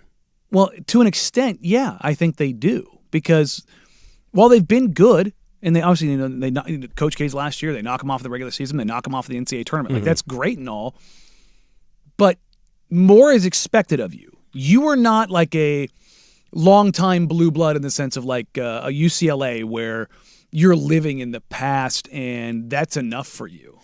You're North Carolina. It's when you talk about the best rivalries in sports, UNC Duke, Yankees, Red Sox, North Carolina, Duke, Michigan, Ohio State. North Carolina Duke basketball might be the number 2 rivalry in sports. Yep. Like it might surpass Lakers Celtics. Yeah. But closer to Yankee Red Sox than you realize. Yes, like that's how big that is. Where is Duke and where are you? And I was reading on social media, North Carolina fans like, well, in the last 10 years, North Carolina's got more ACC titles. And they're like, perception matters. Totally. Nobody looks at North Carolina and thinks they're anywhere near Duke. No one. No one outside of Carolina Blue, which is why going outside might have to be the case. And when Roy Will was there, talk about living in the past a little bit, Roy Will made you feel good. Roy Will was one of your own, grabbed up a couple titles while he was there, always said the right thing, made you feel good, where you could live in the past, but you still had certain success. Hubie doesn't give you that. And the loss last year in the first 4 was a disaster. You were up by 11 on Virginia Commonwealth, and you lost. Talk about perception. Yep. That might be a worse perception, small sample size, but that might be a worse perception than the state of the program right now. And you're seeing you can win anywhere. Laz says this on the text line or on the YouTube. Location sometimes doesn't matter anymore. It's how much can you pay. And North Carolina has money. Yes, they do. They have resources. They are the Jordan brand They're school. powder blue Jordan North Carolina Tar Heels. Which would mean you shouldn't have to settle. And yet they're probably going to have to, because here's the thing. If their basketball team didn't exist, I wouldn't know that Chapel Hill was a city. Right? Okay, of these coaches, this is the ESPN list. Who do you think would leave for in North Carolina would be a better job? Tommy Lloyd's Arizona. No. Dusty May's Michigan. No, but I wouldn't be shocked if he did. Fair, but again, we talked about this with Michigan. No, there's no school in the country that is doing it. They got a lot of resources in all their sports, and doing it better on both football and basketball in Michigan. Right. Right. We agree with that. Currently, right now, yes. Okay. Otts at Iowa State. Yes. That's one. Todd Golden at Florida. No. Plus, I don't think I want Todd Golden. Nate Oates at Alabama. Yes. Okay. Grant McCasland, Texas Tech. I think you could argue Tech's been better over the last half decade in the modern era of college basketball. He might be a sneaky one. I think he could get the 5-star first-round lottery talent. He has. He has at Texas Tech. Yeah. Now, Texas Tech has money. And they, you want to talk about Michigan? Texas Tech might be They're right there. right behind it. They're on the right precipice. They put that football team in the Natty next year, whether they win or lose, and welcome to the stage, Texas Tech. And they're a team in the NCAA tournament over last 4 or 5 years where you're like, that's a good team. And they're not good this year because their 5-star lottery pick blew his ACL and still made first team All-America. Yes, that might be the home run hire I've heard so far. And then obviously Dan Hurley at UConn. Not going to leave. No. And I think UConn's a better job. Here's the other part. Right now, this. UConn's a better job. Buyouts in college football are egregious. They're not as bad in basketball. Basically, every one of those guys has got like a $10 million buyout. Oh, yeah. But North Carolina's got money, man. If it's your guy, if you can get Dan Hurley you do it out of UConn, you do it. Dude, $10 million is cheap. Yeah. You'd pay $40 million for Dan Hurley. And that's the thing is like, what is North Carolina prepared to do? Like, North Carolina can't go do the thing where they go find the untapped guy. No. They did that with Hubert Davis. Yep. But he was you, so it felt warm and fuzzy inside. You've got to go get a dude. Yeah, I think you do. You have to go get a stamped dude. Now, who's going to say yes to it, though? That's also true. Brad Stevens? No. Jay Wright? No. That's a lot of shoes to fill. That's tough. That's why I give Bill Self a lot of kudos. Mm-hmm. Going from Illinois, right? He was at Illinois, and following Roy Will at Kansas, who hadn't won a title in a while, had been going to tournaments, going deep, and losing. That's a tough job to fill, and what did Bill Self do? He filled it. Meanwhile, in fact, I would argue Bill Self is a better tenure coach at Kansas than Roy Will was. What did Arkansas do when they saw blood in the water at Kentucky? Jumped so hard. so hard. Ran to Calipari, gave him some favors and said, come on down. And he was like, you got it, man. Where's Arkansas now? In a better spot than Kentucky. And how much happier is Calipari? Who's that coach out there right now? I don't know. I don't know that answer. If it exists. I don't know if the guy at Texas Tech, maybe? Mick Cronin at UCLA? No, I don't think so. Do you leave UCLA for North Carolina right now? Yeah. UCLA's financial troubles are Oh, yeah, that's a good point. horrendous. And the Big Ten sucks. He's not wrong about the scheduling stuff. He's just annoying when he talks about it. Look at Dana at Oregon right now. Oregon is going to get slaughtered next year. I know we've gone back and forth about this, but Big Ten versus Big 12. Big Ten's right now. This year is better. It's the best conference in the country right now. So the idea of I could leave the Big Ten and go to the ACC and go to a power school that has money that does give a damn about basketball. That's pretty telling. You know what I mean? The ACC has still got teams. Sure, it's not a blowover conference. No, I'm not Duke, saying that. Virginia, Miami, UNC, Clemson, Louisville, and NC State. That's 7 teams made the tournament this year. One's the first 4, but you catch my drift. Yeah, but now look at the Big Ten. Yes, Big Ten has 6 in the Sweet 16. Oh, yeah, this year. Remember last year the SEC put in was it 8 or 9? Something like that. But, so it's volatile, but what happened to all of them? They all lost. Yeah. Except for Auburn. Yeah. So they went to a Final Four. The Big Ten is, I think, situated in a spot. And that's the thing is maybe, does Dusty May look at that and go, I could leave this? If you're a coach at a Big Ten school and you're like, You're also not fighting with football. I know North Carolina has Belichick, but nobody cares about that. Matt Painter, for my money, is one of the 5 best coaches in college basketball. I love Painter. But does he want to go to North Carolina and have that pressure? And he's never been a guy who recruits the best players. Dude, he's got enough pressure at Purdue, if I'm being honest. Yeah. He's on that list of the best coaches that have not won it. And he's been a 1 seed and lost to a 16. At least Tony Bennett got himself a title the next year. Go. That'll swing. You find a way. All right, we come back. Let's get over to the NFL. Other dudes doing stupid things. Come on down, Puka Nacua, 105.1 The Fan. The Fan.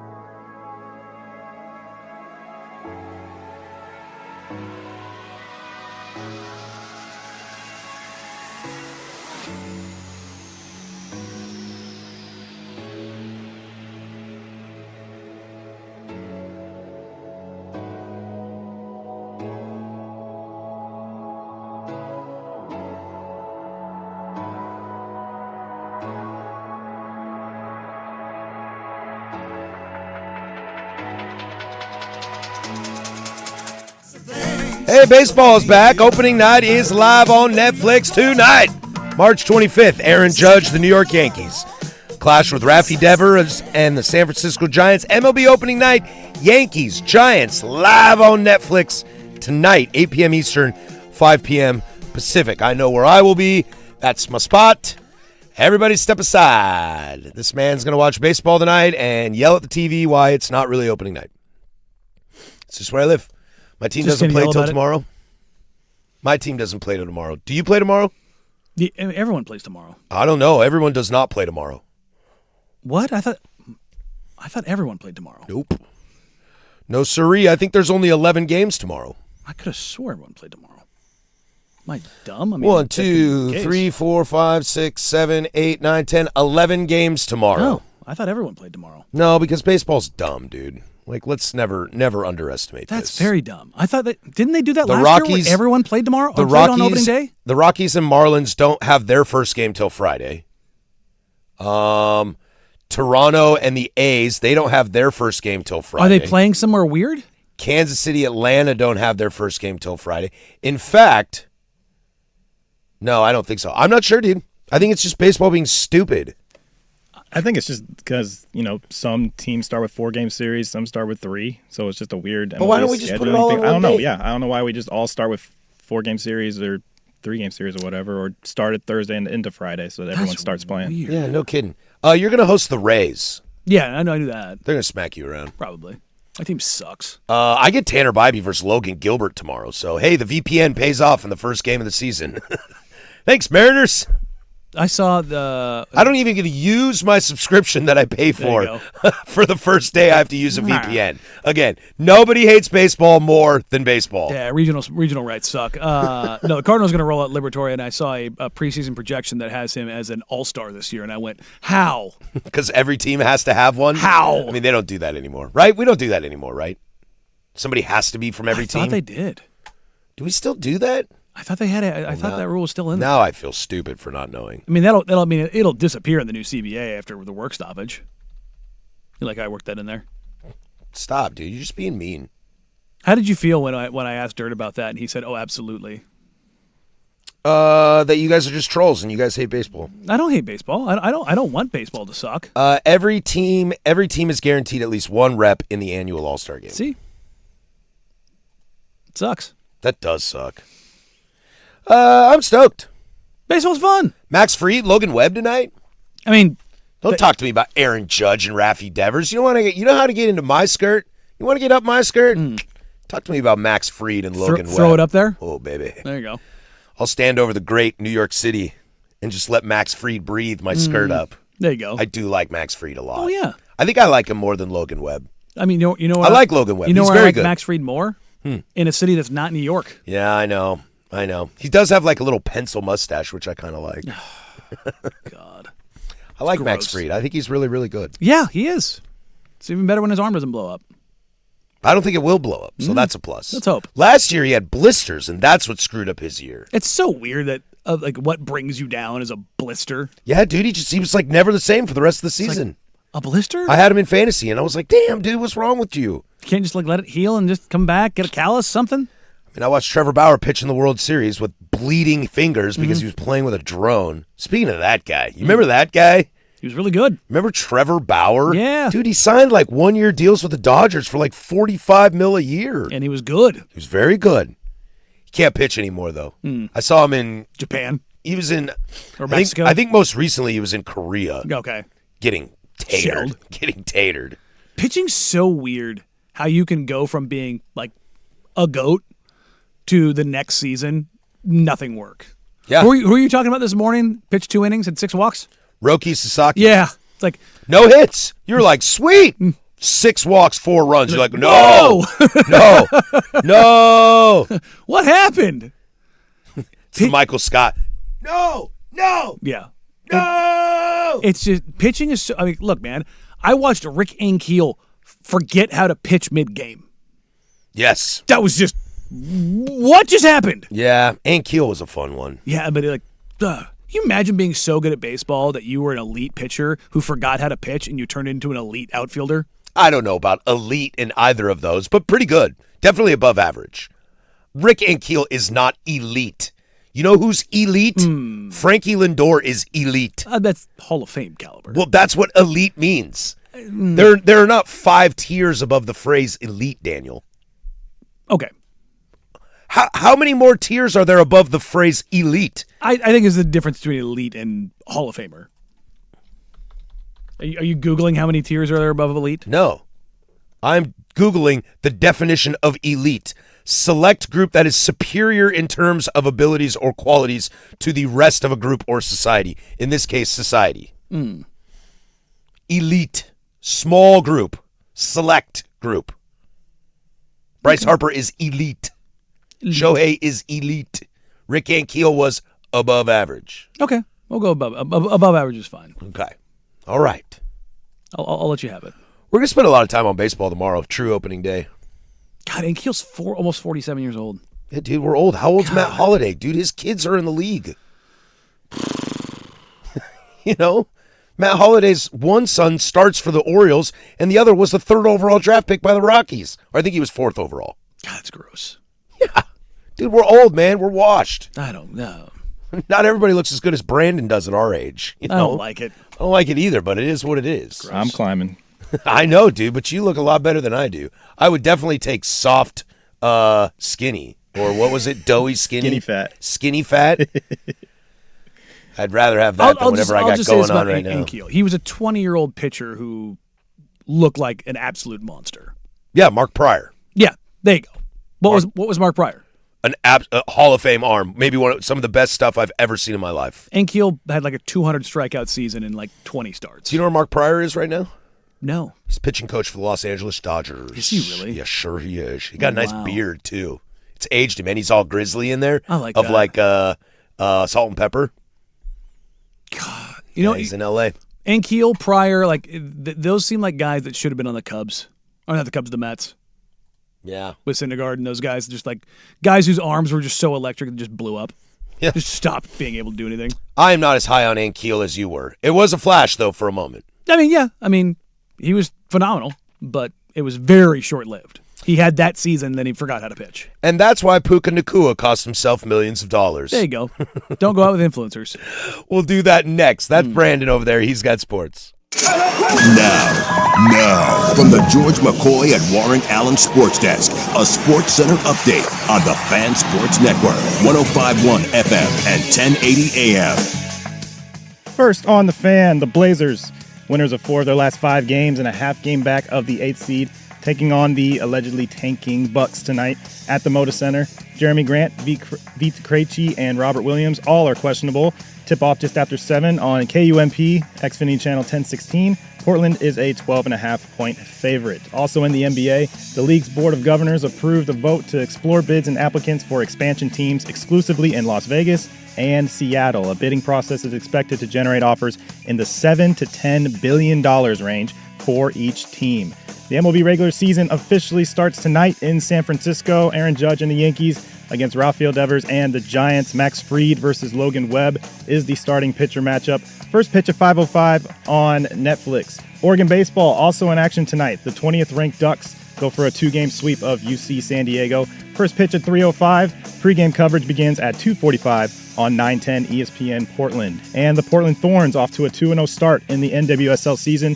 They're in San Diego as well tonight against Wave FC. Coverage starts at 6:45 on our sister station 94.7 KNRK HD Channel 2. More sports scores and stories in 30 minutes. I'm Brandon Henson from the George McCoy at Warren Allen Sports Desk. Hurt, missing work, insurance companies acting like jerks. Don't call your mom. Call George McCoy at warrenallen.com. The home of dirt and spray. Weekday morning 6 to 10 a.m. The Fan Sports Network, 105.1 FM and 1080 a.m.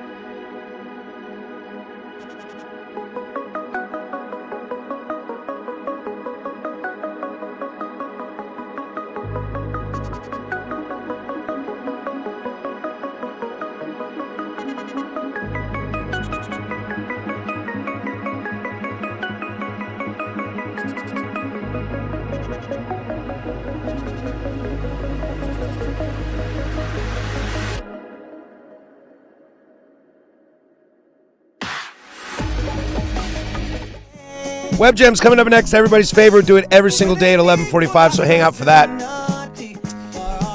But let's get into this, Daniel. We live in the United States of America, or as I like to call it, Estados Unidos. That is United Americas. So I believe in the court of law and that you are innocent until proven guilty. Sure. Puka Nacua has vehemently denied this, but there are reports out there a woman claims that he bit her and said, "Bleep them Jews." I wish I could make this up. It is the dumbest. I saw this and I was like, no, this is clickbait. No way somebody actually did this.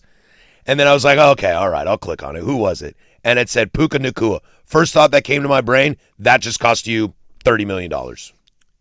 The unfortunate thing here is he had the live stream a couple months ago where he got coaxed into saying something that was anti-Semitic as well. Yeah, so it's like the track record's here, bud. And Which if you're playing the devil's advocate here, sure. If you're looking to hit somebody with a slanderous case, go to where there's evidence. Yeah, exactly. Like if she's fabricating all of this, right? Allegedly, not hard to believe it. I 100% believe it. That's the problem. You can deny it all you want, and that's what's going to that's what seems to be following Puka Nacua around. I don't consume a lot of, like you were listening to some NBA podcast clips, when Corey Maggette, who did he punch? Kyle Singler? Kyle Singler. That kind of stuff. Like, I don't follow a ton of it. Some of it pops up on my timeline, but a lot of times I feel like it's KG talking about how players are soft and how he wants to fight everybody while being stoned on a couch. Sure. Okay, cool. I don't really consume a lot of that. Like the Cam Scadaboo, CTE, and asthma are not real. Like, I don't consume a whole lot of that. This is one of those that it's hard to get away from, and it's hard to, like, shake my brain of it. Like, in 4 years, I might forget that Cam Scadaboo said asthma and CTE aren't real. I don't know if I'm going to forget that Puka Nacua bit someone and said, "Bleep them Jews." Like, that's a hard one to forget. Trevor Bauer, we just talked about Trevor Bauer. What he was accused of, now he was found innocent, or not guilty, I should say, in a court of law. Like, she was found guilty.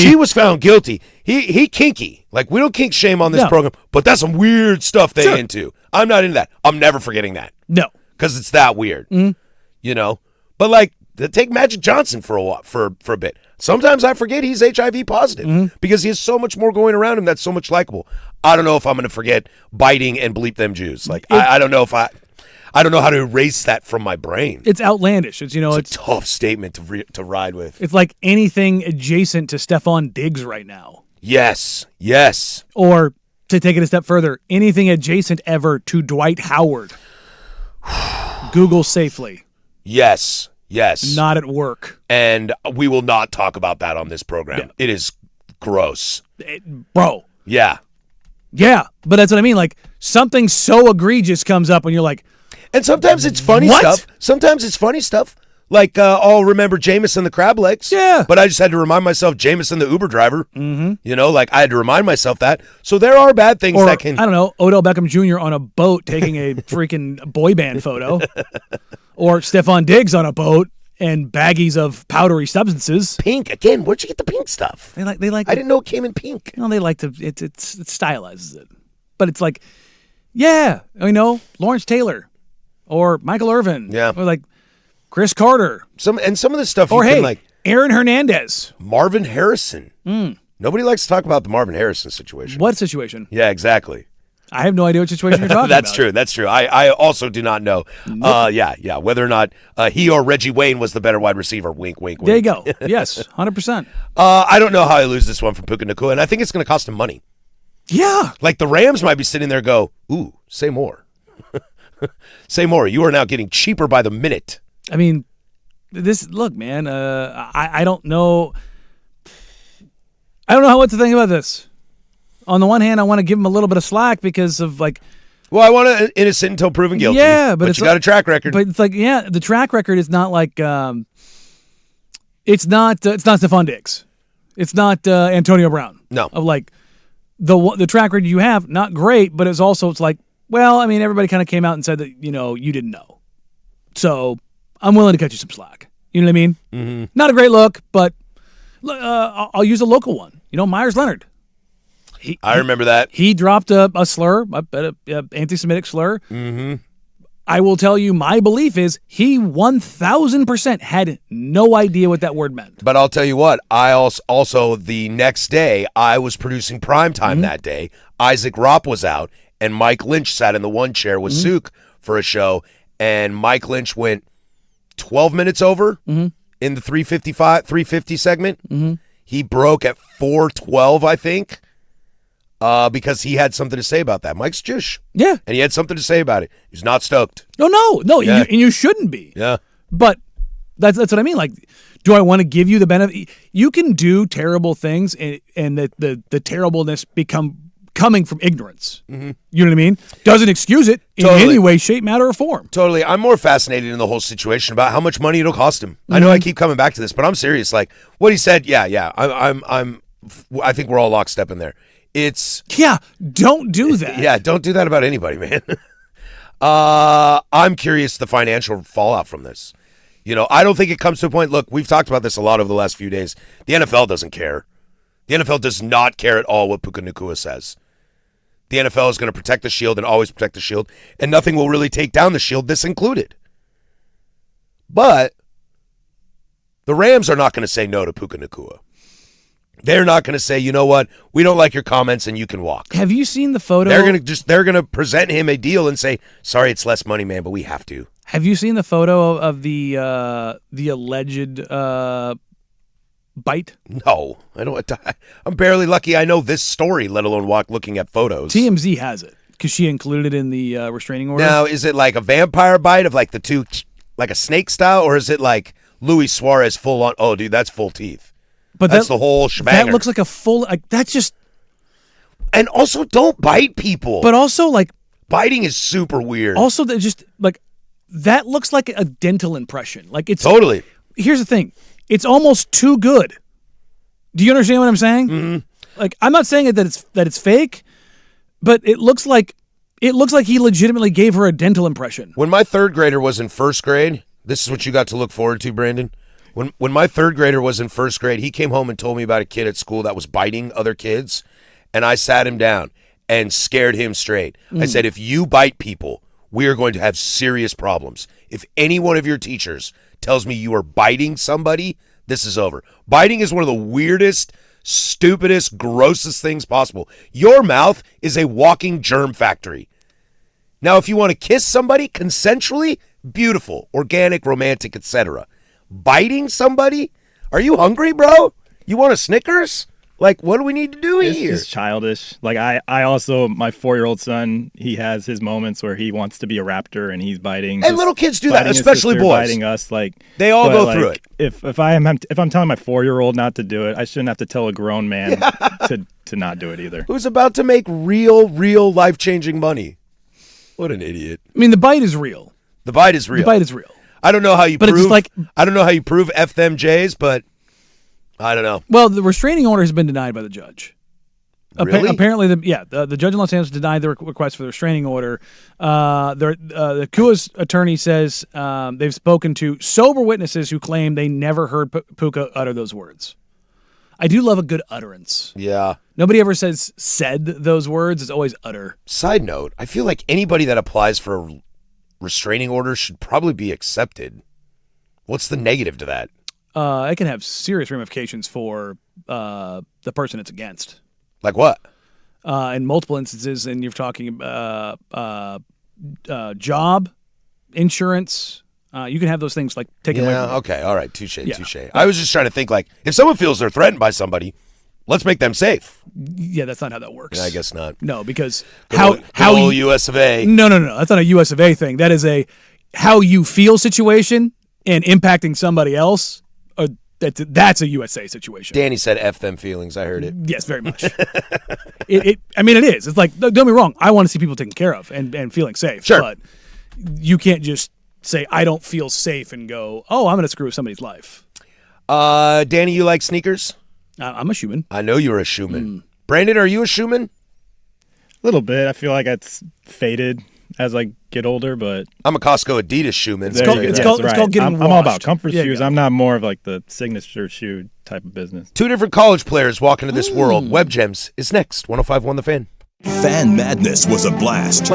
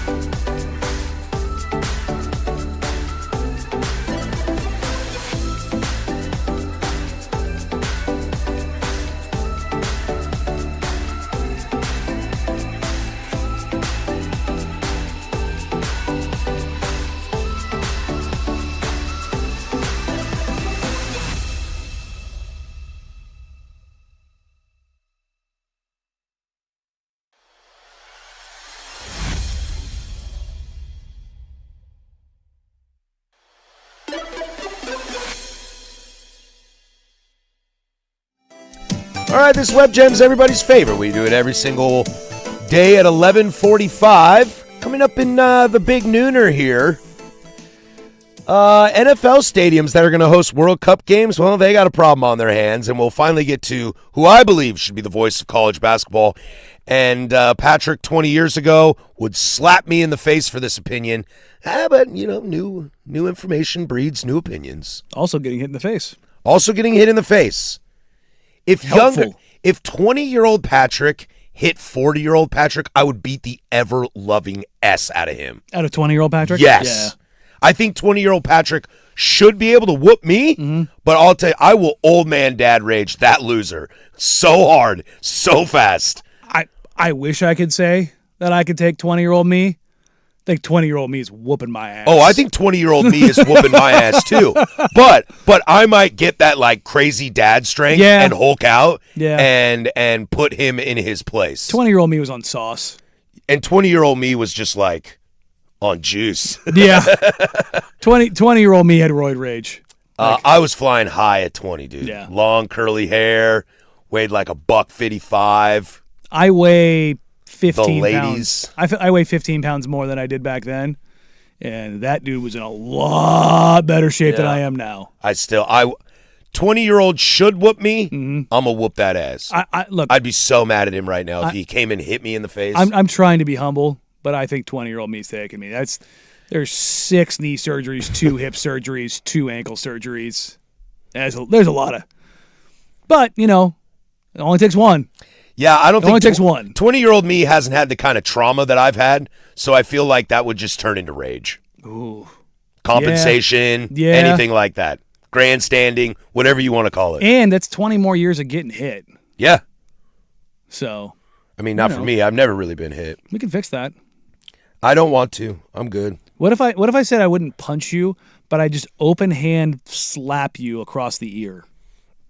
Absolutely not. I think I'd rather be punched in the face. I saw, this is a total derail moment. I saw a dude in, social media, this was probably 2 weeks ago, the open hand cap of the ear, like a slap. Nope. The sound that came out of it was so violent. I was like, I think I had the same reaction as you did. I think I'd rather get punched. Yeah, I'd much rather. I do not want to be boxed. You ever been boxed? Oh, yeah. That is not a cool moment. Like, this is exactly what happened. He boxed dude's ears, and it was a full extension, like where, the whip motion came. Uh-huh. Have you ever seen the viral video? I was probably like 10 years old now, of the guy that hits I think it's a fast food restaurant. He hits the sneaky backhand slap. Like, he cocks back left-handed, crosses his body, like puts his left hand in his right pocket kind of a deal, and backhand slaps the guy across the face, and it spins the dude around.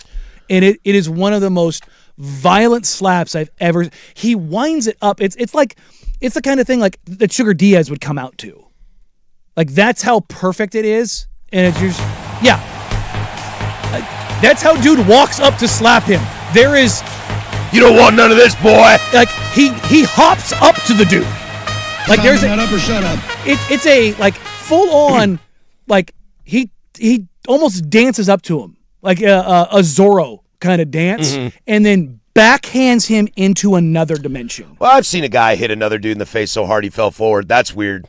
Oh, you get weird. The hard reset? The hard reset and then you fall forward. Here, let me go ahead and reboot your soul. Speaking of past me fighting now me, past me fighting now me, I love Sam on the YouTube says, I'll tell you which one's going to fall off harder. That's the other thing. Look, 20-year-old me might be able to hit me in the face harder than I can hit 20-year-old me, but I can make 20-year-old cry faster than you can imagine. Hey, let me tell you what the next 20 years of your life looks like. What? No. No, life's great right now. Hey, by the way, do you see me? We're the same person. It's Looper, but instead of going back to kill somebody, you're there to psychologically destroy them. And this is me on a day in which I didn't drink last night and had 9 hours of sleep, and I got laid, and I had a nice salad and grilled chicken for dinner. This is what you're looking at, and I fired on all cylinders. And I even went to the gym yesterday. And you hit him with an acid reflux. Boom! By the way, upgrade to the higher level. Yeah. Bro, you're right. Meanwhile, 20-year-old's like, stop. You tell 20-year-old you, also, eat more greens. Yeah. This is you on your. Don't trust women named this, or this. What? She was the one. Yeah. No, she's not. And 40-year-old Patrick to 20-year-old Patrick, the only thing we have in common is our partners are the same. There you go. So I could say to him, hey, hold on to this one. You'll save yourself a lot of trouble. But the whole idea of like being able to like, oh God, you could really trauma. I mean, man. Really I like you. Me. Yeah, you definitely can do it. But honestly, I think everybody could. I think I've got some trump cards. Oh yeah, I mean, I know you're gonna one up me on this. I'm not strange to that. I'm fully aware. What I'm saying is, I think the average person. Let's stereotype Brandon over here, okay? Good kid, comes from a good home, nice family, all this kind of stuff. I bet you he could dump on 20-year-old Brandon pretty hard. You got some good dramas? I could come up with a couple, yeah. Yeah, I think the average person, not that you're average, but the average person that you see walking down the street could probably massively dump on their 20-year-old self. See, that's, you know what? Maybe I'm talking myself back into this. Maybe the psychological warfare. Dude, hit me all you want, man. You're going to lose this fight. Like, hit me all you want. My jaw may hurt, but you got to spend the next 20 years thinking about what's coming. Yeah. Enjoy this. And you don't even get to think, you know. Yeah. And there ain't no getting out of it.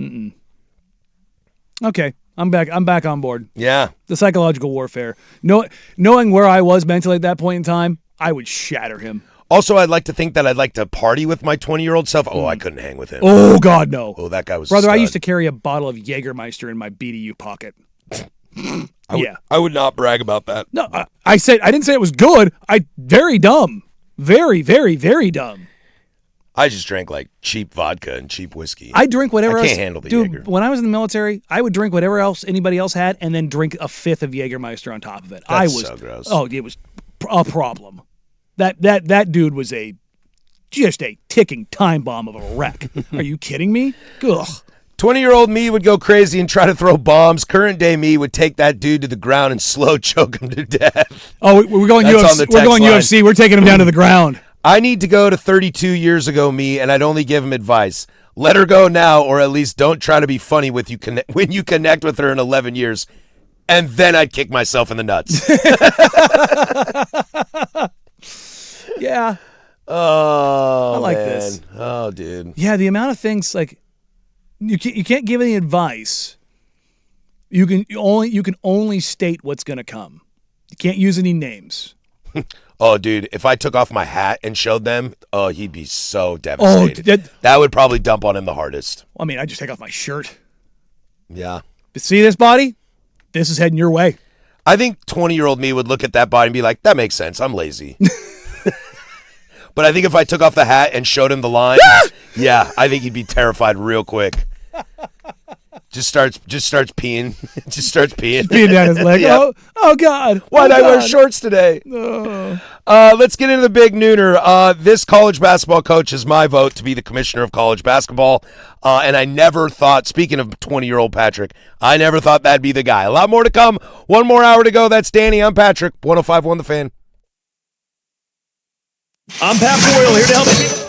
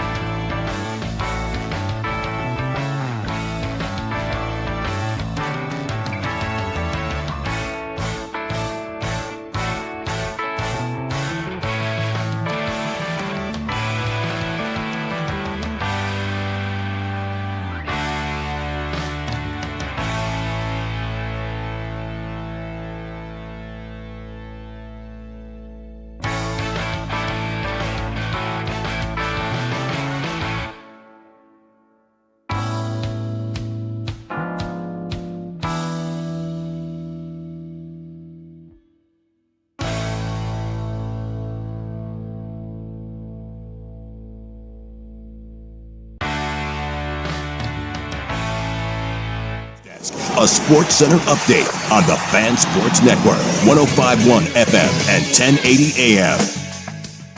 First on the Fan, the Blazers, winners of 4 of their last 5 games and a half game back of the 8th seed, taking on the Bucks tonight in the Moda Center. Jeremy Grant, Vit Krejci, and Robert Williams all are questionable.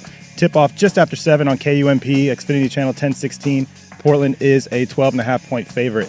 Also in the NBA, the league's Board of Governors approved a vote to explore bids and applicants for expansion teams exclusively in Las Vegas and Seattle. A bidding process is expected to generate offers in the $7 to $10 billion range for each team. The MLB regular season officially starts tonight in San Francisco. Aaron Judge and the Yankees against Rafael Devers and the Giants.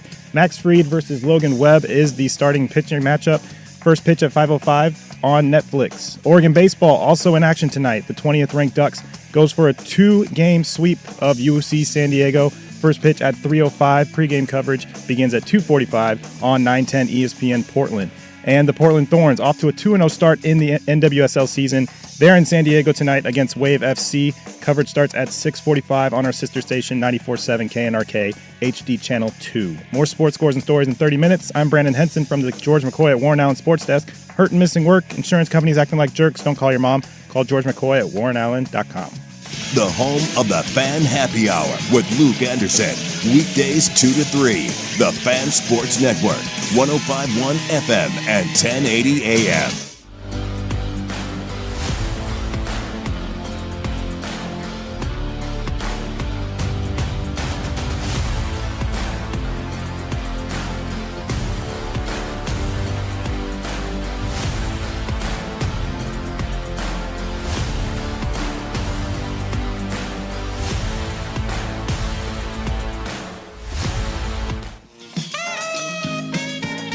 Two down, one to go here. The firm of Harris and Marang. We do this bad boy every single Monday through Friday from 10 a.m. to 1 p.m. Thank you for being part of our day. We are stoked to be a part of yours. After us, as always, we'll toss it to Duck Insider from 1 to 2. The Fan Happy Hour with Luke Anderson from 2 to 3. And then it's primetime, baby.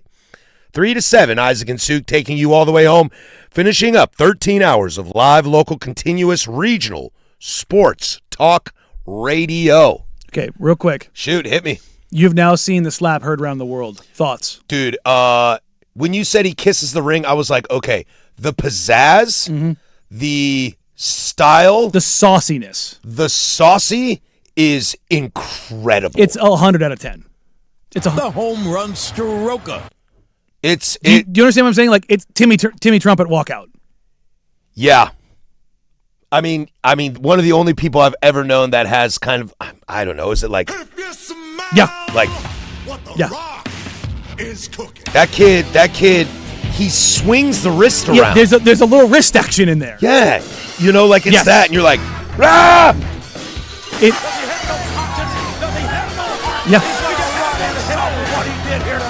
Yeah, dude. The number one thing I take away from that slap, that is not the first time that man has ever backhanded somebody. No, it is not. That man has backhanded at least 20 people in his life. Dude, I have a degree in theater, and that guy's got more swag than anybody I've ever seen. Who was it that used to have the chest slap? The wrestler that had the chest slap. Oh, a lot of them do that. I know, but like I'm talking about the super violent. Yeah. I don't remember. Oh, and then like the crowd would start counting. Yeah, like it has that. And it was that, yeah. Because yes, it's not that. Whoever that wrestler was, and I know the YouTube's going to help us out here in about 5, 3, 2, 1. It was a corny move, but it was also, you could see at the end of the fight, that dude's chest was swollen with handprints. But even that wrestler didn't have that much sauce. No. That is when somebody develops a pet move that's the stone cold stunner of backhands. Yeah. Like you're just like, yep, that's it. That's that. It's like I've seen enough. Someone's like, you should see this guy slap someone. I'm like, I'm good. It ain't better than what I've seen. Have you ever seen? It ain't better. Like the Muay Thai kickboxer guy who like gets in street fights. Oh, Bam's telling me it's Ric Flair. Yes, I mean, Flair did do that. Flair had one. I was thinking of somebody more modern. I was too, but. There's a guy out there who's a mixed martial artist that like he works as a bartender, and guys will get out of pocket, and this guy has some of the most righteous like head kick knockouts of dudes acting a fool in a bar. And it's like, you know this guy does this. Yeah. Why would you try this guy? Yeah, totally. Like he's kind of like, I think he's in San Francisco. He's like notorious for doing this. And if you are somebody who goes to this, if you go to, let's say you're a local watering hole. Okay. Whore. Local. How watering dare you say that about my wife? Only I can call her that. Okay, let's say you go to that establishment, and it's a place that you visit quite frequently. Sure. Okay. My local watering hole. And somebody new comes in and is acting a fool. And there's a guy who works in that bar who makes a habit of caving people's skulls in. Do you think somebody in that bar lets that guy know, I wouldn't try him? No, I don't. Or do you just, yeah. oh my God, I know what Dante's about to do here. Yeah, I think I'm gonna go ahead and saddle up. I think I'm gonna watch that smoke. You know what I mean? Like Totally. But you think at some point in time, like in that backhand fight, that you think, homie, like, because there's two guys and it's a third guy that they're fighting, right? Do you think somebody in there's like, you don't want him? Well, the other dude was huge. Yes. The other dude was a big dude. Big dude. And he connects on that guy. Mm-hmm. That slap was 10 times harder. Worse. Way worse. Way worse. But like, you know what I mean? When somebody's kind of known for something like that, because you know that guy's known for that slap. Sure. Do you think that guy that did that slap, like, how often do you think that comes up in his daily life? I mean, pretty regularly, right? I would have like a framed like video stream of that on loop in my house in like 3 different places. Right? Like whatever restaurant that is, they have like a picture of it up, right? I think, yeah. Do you slow motion it with him kissing the ring or flipping his hand before he slaps the guy? Yes. Yeah. Also, if you're a Waffle House, do you hire that guy to come do trainings? Waffle House overrated. It's not very good food. Sure. But their staff, not overrated. Oh, I'm sure. They can handle the FEMA best. takes orders from them. College basketball, Sweet 16 will get back underway tomorrow over the weekend into the Elite Eight. And these are usually my favorite games, especially I love Elite Eight games. So much on the line to get to a Final Four. Gunther. Oh, yeah. That's probably what it was. Gunther. Yeah. Sorry. Scroll moment, but yeah. No, that's great. And we'll be back in action. There's juicy games all across the board. And one no more juicier than Arizona and Arkansas. We talked Tommy Lloyd a little earlier about, would you leave Arizona for a North Carolina job? You are going up against the man. In my opinion, for my money right now, maybe the exception of Tom Izzo, John Calipari, the head coach at Arkansas. I never thought I would say this. I really, really like Old Man Cal. I love Arkansas Calipari. Yep. I think he did the Kentucky thing. He wore the suit, played the villain, did the thing they wanted him to do. Do the thing, Bart. And then they chewed him up and spit him out.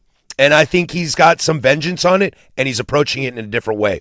And I, for one, am here for it. I love Old Man Calipari Can right now. I give you a comparison? Shoot. Lane Kiffin. Yes.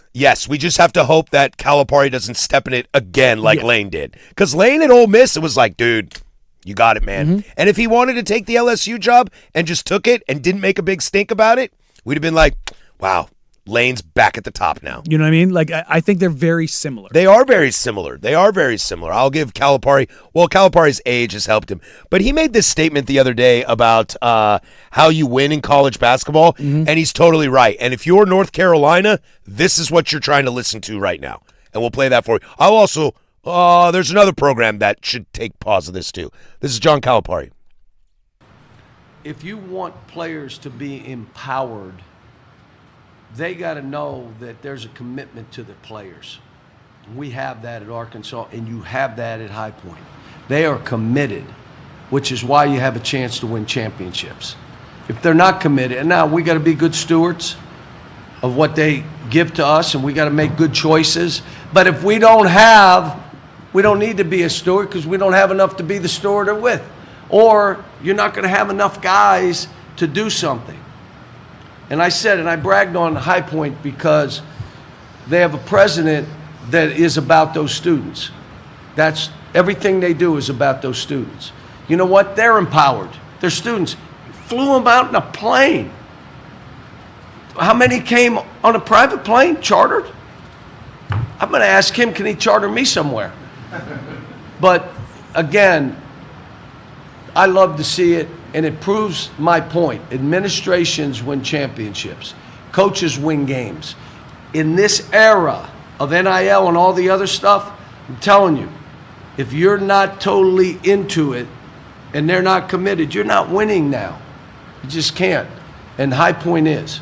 And I'll tell you, everybody down there wants to go to High Point. I had a guy that listened to me talk and said, my son's trying to get in. He probably won't be able to get in now. It is a great school, a great campus, and I'm just happy we were able to sneak out a W for these kids so we can keep playing. Calipari's 100% right. That's how college basketball is these days. Love that. Administrations win championships. And I was worried when he kind of got the boot at Kentucky that it was messy. It was messy, and I was worried that Cal was done.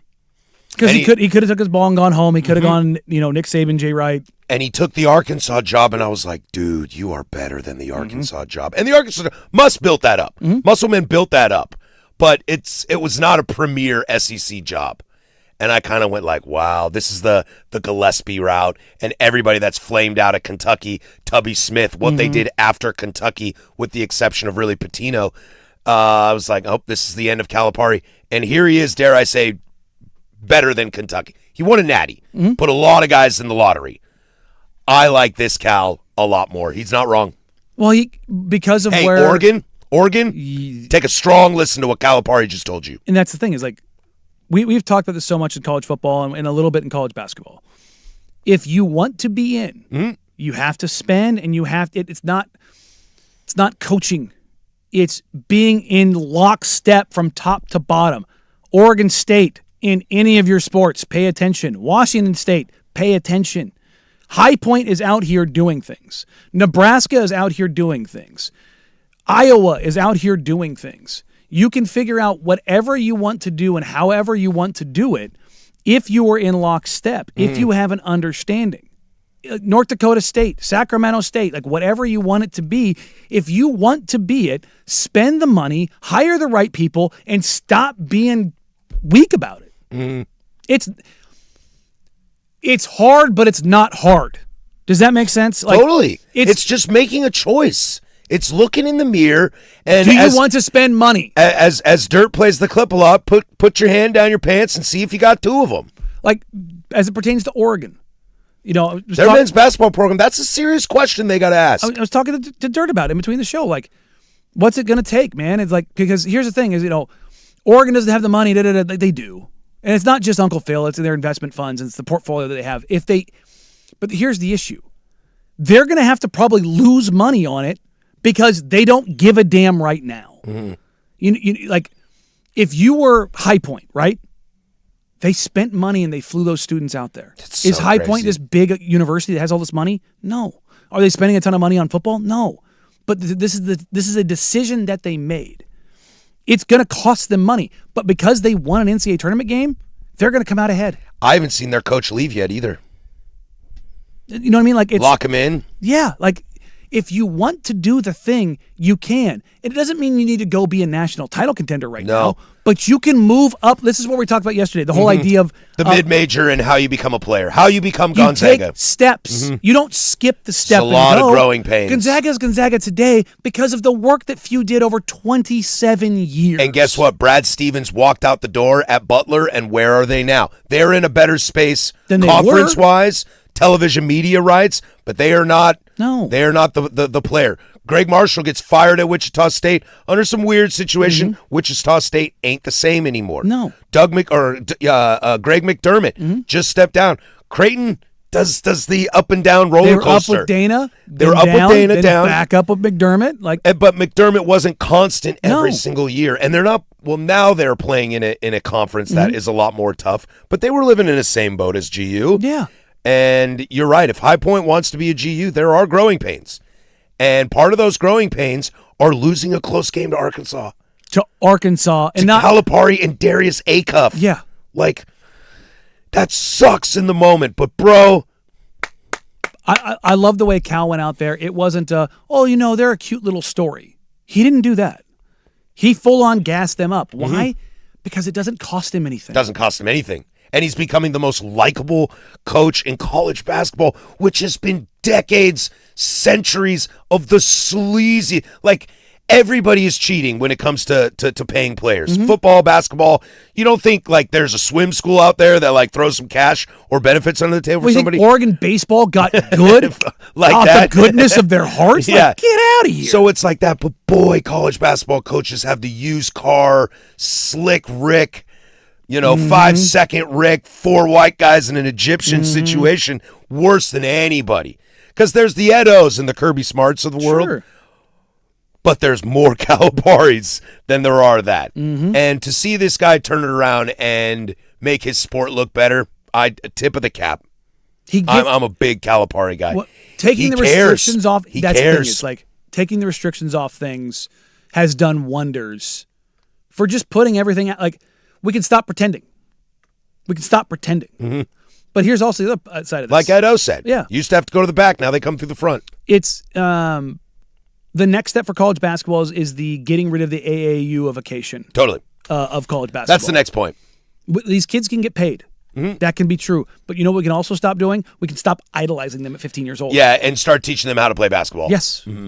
That's the thing I think that's more instrumental to the growth and sustainment of college basketball than anything else. I heard somebody call them 15-year-old snot-nosed kids the other day, and it was like I think it was yesterday. It was a prominent person. I can't remember who it was, but I heard that and was like, you are not wrong. They're not wrong.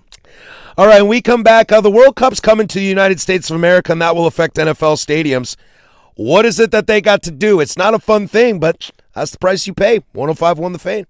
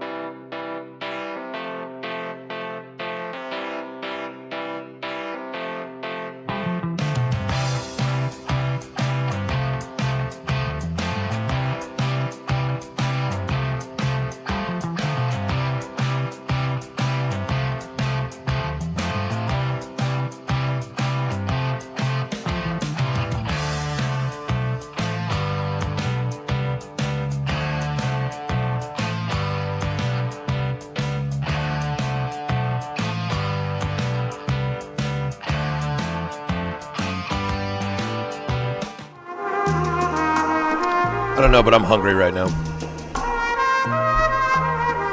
The lunch hour is just such a beast sometimes. My TV's not working. I can't even watch baseball. I'm hungry. I'm tired. Hey, guess what? Baseball's back.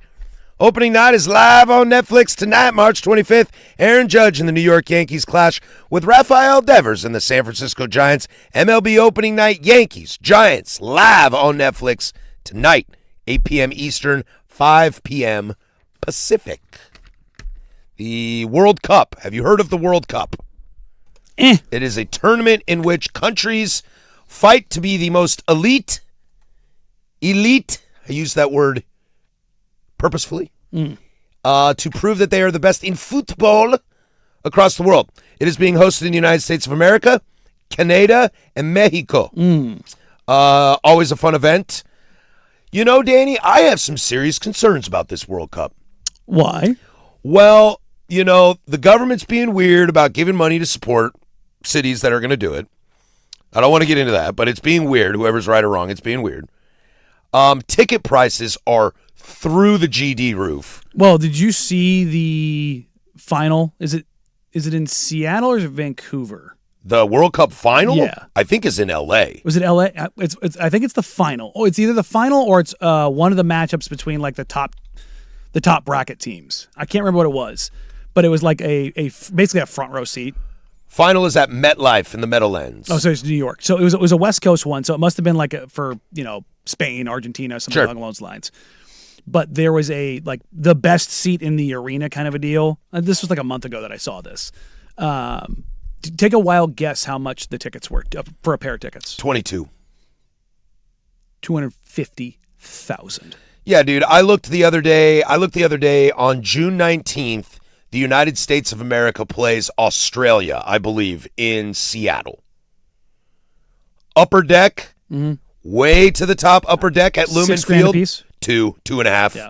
And I'm just like, no, dude. And then here's the newest one. And this is where you have to be really tricky. Okay? The funding of cities, that's difficult. This Iran thing, because they have qualified, they don't want to play in the United States. That's a tricky subject to get through as well. Ticket prices. The English government is looking to potentially file a lawsuit with FIFA about outpricing their people because they travel. They'll come to America for a World Cup. They're trying to win a World Cup. They have a window right now, and they're thinking about legislation.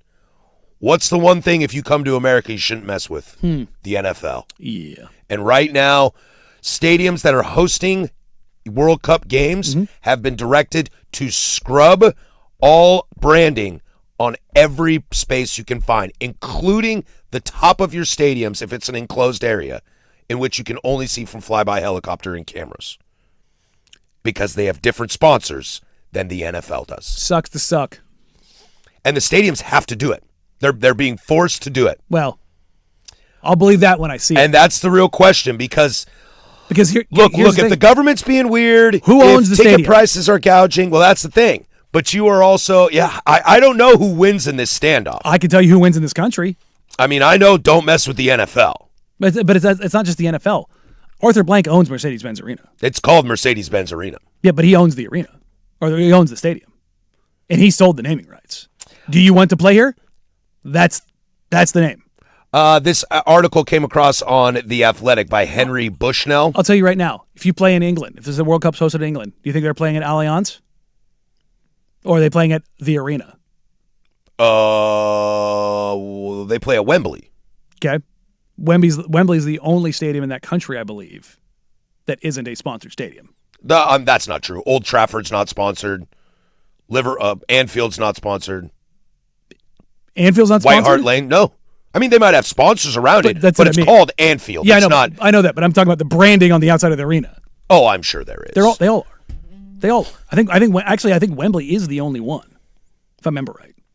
But my point being, they're not taking that down. I know. It's funny that you mentioned Mercedes-Benz, because this article states that they came to an uncomfortable conclusion this winter. It can't figure out how to cover the massive Mercedes-Benz star on its 8-piece retractable roof without risking significant damage. Yeah. How is this not Does thought say about? U.S. stadiums are generally more commercialized than sporting arenas elsewhere around the world. That's true. I mean, Sure. That's capitalism. That's how we do things here. But the naming rights side of this, also, what other nations have as many stadiums as we do? Probably none. So Yeah, probably nobody. Nobody does. Nobody else has professional baseball, professional football, professional basketball, all three of Professional which. hockey. Well, hockey and basketball use the same. Most of them do, yeah, for the yeah, most yeah. part. But otherwise, you have three sports that 30 But there's plus still teams. cities like St. Louis. They have a hockey team. They don't have a basketball team. Sure. Their arena hosts their hockey. but I'm saying- Seattle as well. I know what you mean. Yeah, but I mean, those ones that there are extras. Sure, yeah, but I'm talking about in general. You have three different sports, in put hockey, basketball together, baseball, and football. Mm-hmm. Very rarely do we have dual use across anything anymore. That's true. Outside of basketball, hockey. That's true. I give crap to Sounders fans because they play in a football stadium and they can't sell it out. But you understand- Like, come to my 28,000 stadium and we sell that BZ out. But you understand what I'm saying? Like, Totally. no other nation has that. No, probably not. So this whole idea of like how that was going to work, how was that not thought about until now? Totally. And even if you cover up the logos, Mm-hmm. you were kind of alluding to this and you might have flat out said it. It's called Providence Park. Mm-hmm. You're not going to call it Civic Stadium. No, it's not. It hasn't been called Civic Stadium in 30 years. No, you're also not calling it Park. No, Stadium. You're calling it Providence Park. Yes. Because that's the name of it. It's the legal entity name of the facility. And Providence is a sponsor. Yes. Yeah, the Mercedes, it flashes more like, do I know what Geldwen was? Absolutely not. But I know the stadium was called Geldwen. Mm-hmm. Do I know what Lumen is? I don't. It's not the Georgia Dome. It's not the Tacoma Dome. It was in Seattle, Key Arena. Yeah. Climate Pledge. Arena. Which Climate Pledge sounds nice, but it's an Amazon brand. Yeah, it's like, what are we doing here? I am worried that this, from an execution standpoint, could be a disastrous World Cup. The play on the pitch might be just fine. Might be totally fine. Oh, sure. I think it will be fine. It's kind of funny. The issues that we're dealing with the World Cup in the U.S. is like, the branding's too much because other people are paying too much money. And da-da-da-da. Meanwhile, in Qatar, tens of thousands of people died. Yes. But, and here's the other thing, though. See, that you can put up boards and hide the shanties and hide the ghettos as you're driving through Qatar. In Brazil or Qatar. But you know what's going to be real difficult? Masking empty seats at a USA game in Seattle, Washington. Because nobody can afford to go to that game. It's gonna be bad, dude. I have a reeling suspicion it's still going to sell out. I'm thinking about going up to Seattle and just checking and seeing for that game and just watching, see if it, boom. Day of. Yeah. But I mean, what am I day of? $1,000 to sit in the upper deck? I don't think that's worth it. Probably not, but you know what? To somebody else, it is. Yeah. People flew to freaking... Damn you people with money. Dude, people flew to freaking Qatar in 95-degree weather. I know. I'm just going to wait for the World Cup back in like France, England, or Germany. I'm just going to go there. Oh, it's going to be cheaper? No, but I might have more fun. That is actually like a trip. Sure. Like, you're already paying a bunch for hotel, airfare.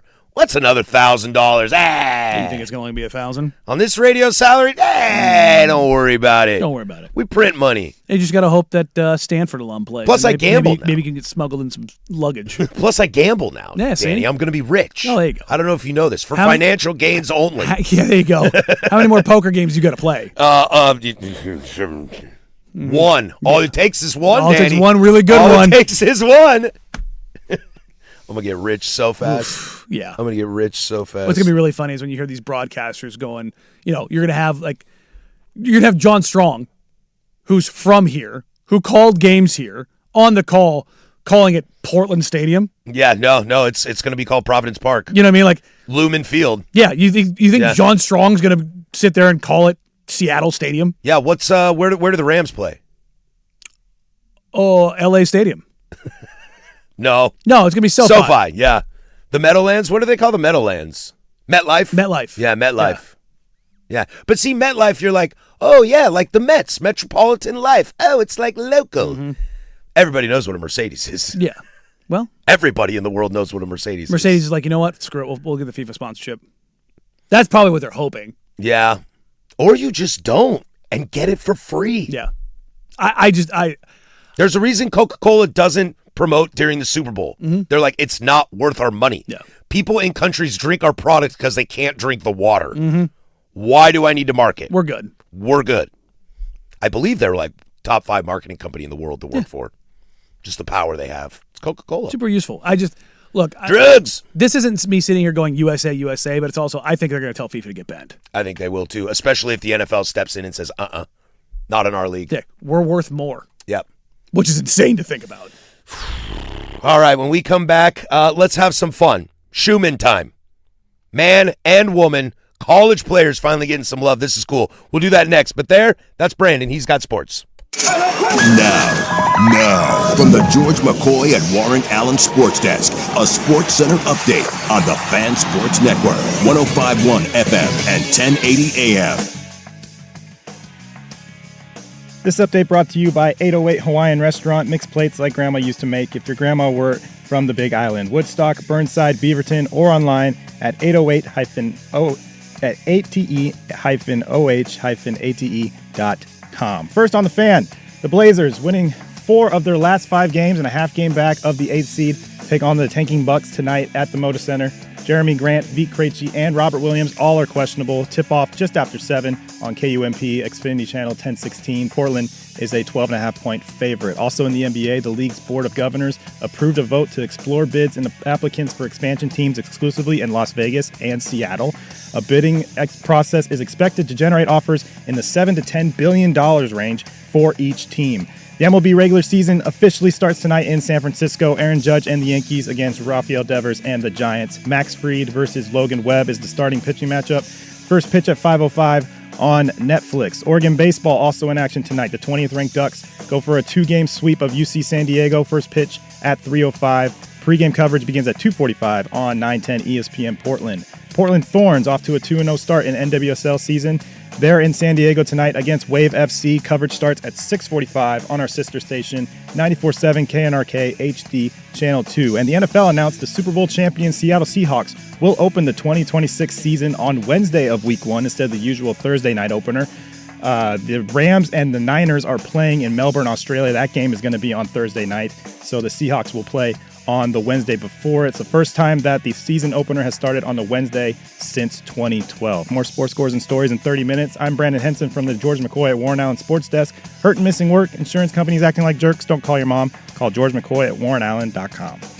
Your home for the Oregon Ducks, the Fan Sports Network.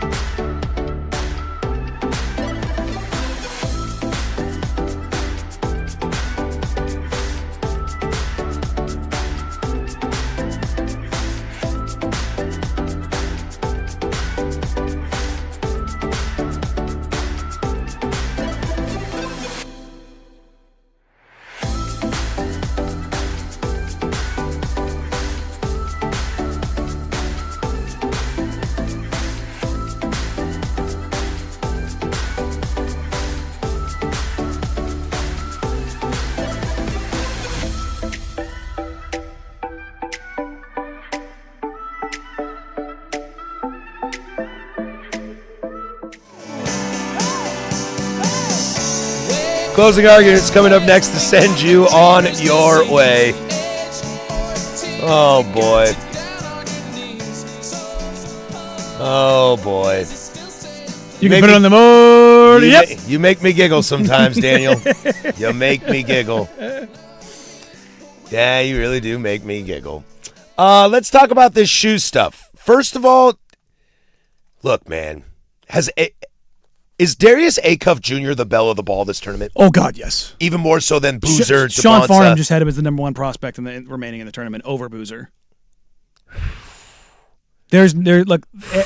Someone always does it, but it's not usually a guy who's at the very top to begin with. Like Acuff was a top 5 guy coming in, and he's been so good.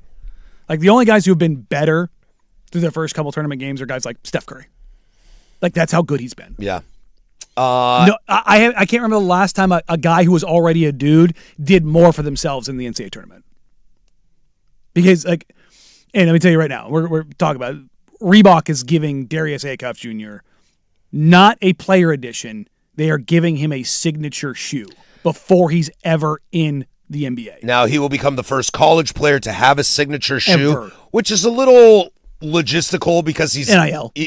And it's not just that, but whenever Arkansas gets bounced, if they get bounced, because I think they can make a run at this. They can make a run at this. They can win. They can win. They can win the title. Huge game this weekend against Arizona. If they beat Arizona, they can win the title. I think Vegas odds will shift heavily towards Arkansas. So he's going to be done in college. So calling him the first college player ever to have it, it's a little semantic in my book because you are going to the league. But we talked about this off air yesterday as we were leading up to this, and you can see it with how the media is branding it. They're pushing Darius Acuff to be the next Allen Iverson. And he is Iverson-like in how he plays, but the difference being he can shoot the living crap out of the ball. That's the difference. But he is a downhill force. He's very explosive. He plays with a certain level of reckless abandon. He's polarizing, but in a good way. Yes. Like, nobody doesn't like him. No. Good kid. Like, it's polarizing as in, like... This is not Brandon Miller. Yeah. And the thing was, Brandon was just in the wrong place at the wrong time. Yeah. But Acuff is... And he's... The way when we talked about it off air yesterday, I said, like, there's a way you can go about branding yourself like somebody else. Like, Ant Edwards has kind of branded himself like Michael Jordan. Totally. But he's not fully Michael Jordan. No, Dylan Raiola went full Patrick Mahomes. What does Robert Downey Jr. say in Tropic Thunder? Never go full? Yes. Never go full.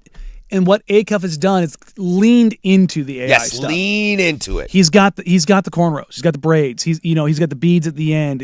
His style with the He's going Reebok. He's going well, that's the thing is they're branding him. Allen Iverson has basically said he's me 2.0. Yeah. Like there are now photo shoots of the two of them together. Like that's how much they're branding this. I think he jumped Caleb Wilson. Unfortunately, this is no fault of Caleb. No. It's because Caleb got hurt. Mm-hmm.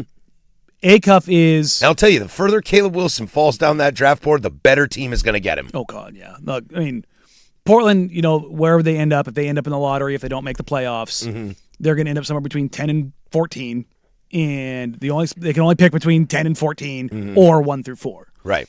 Can't get that middle range.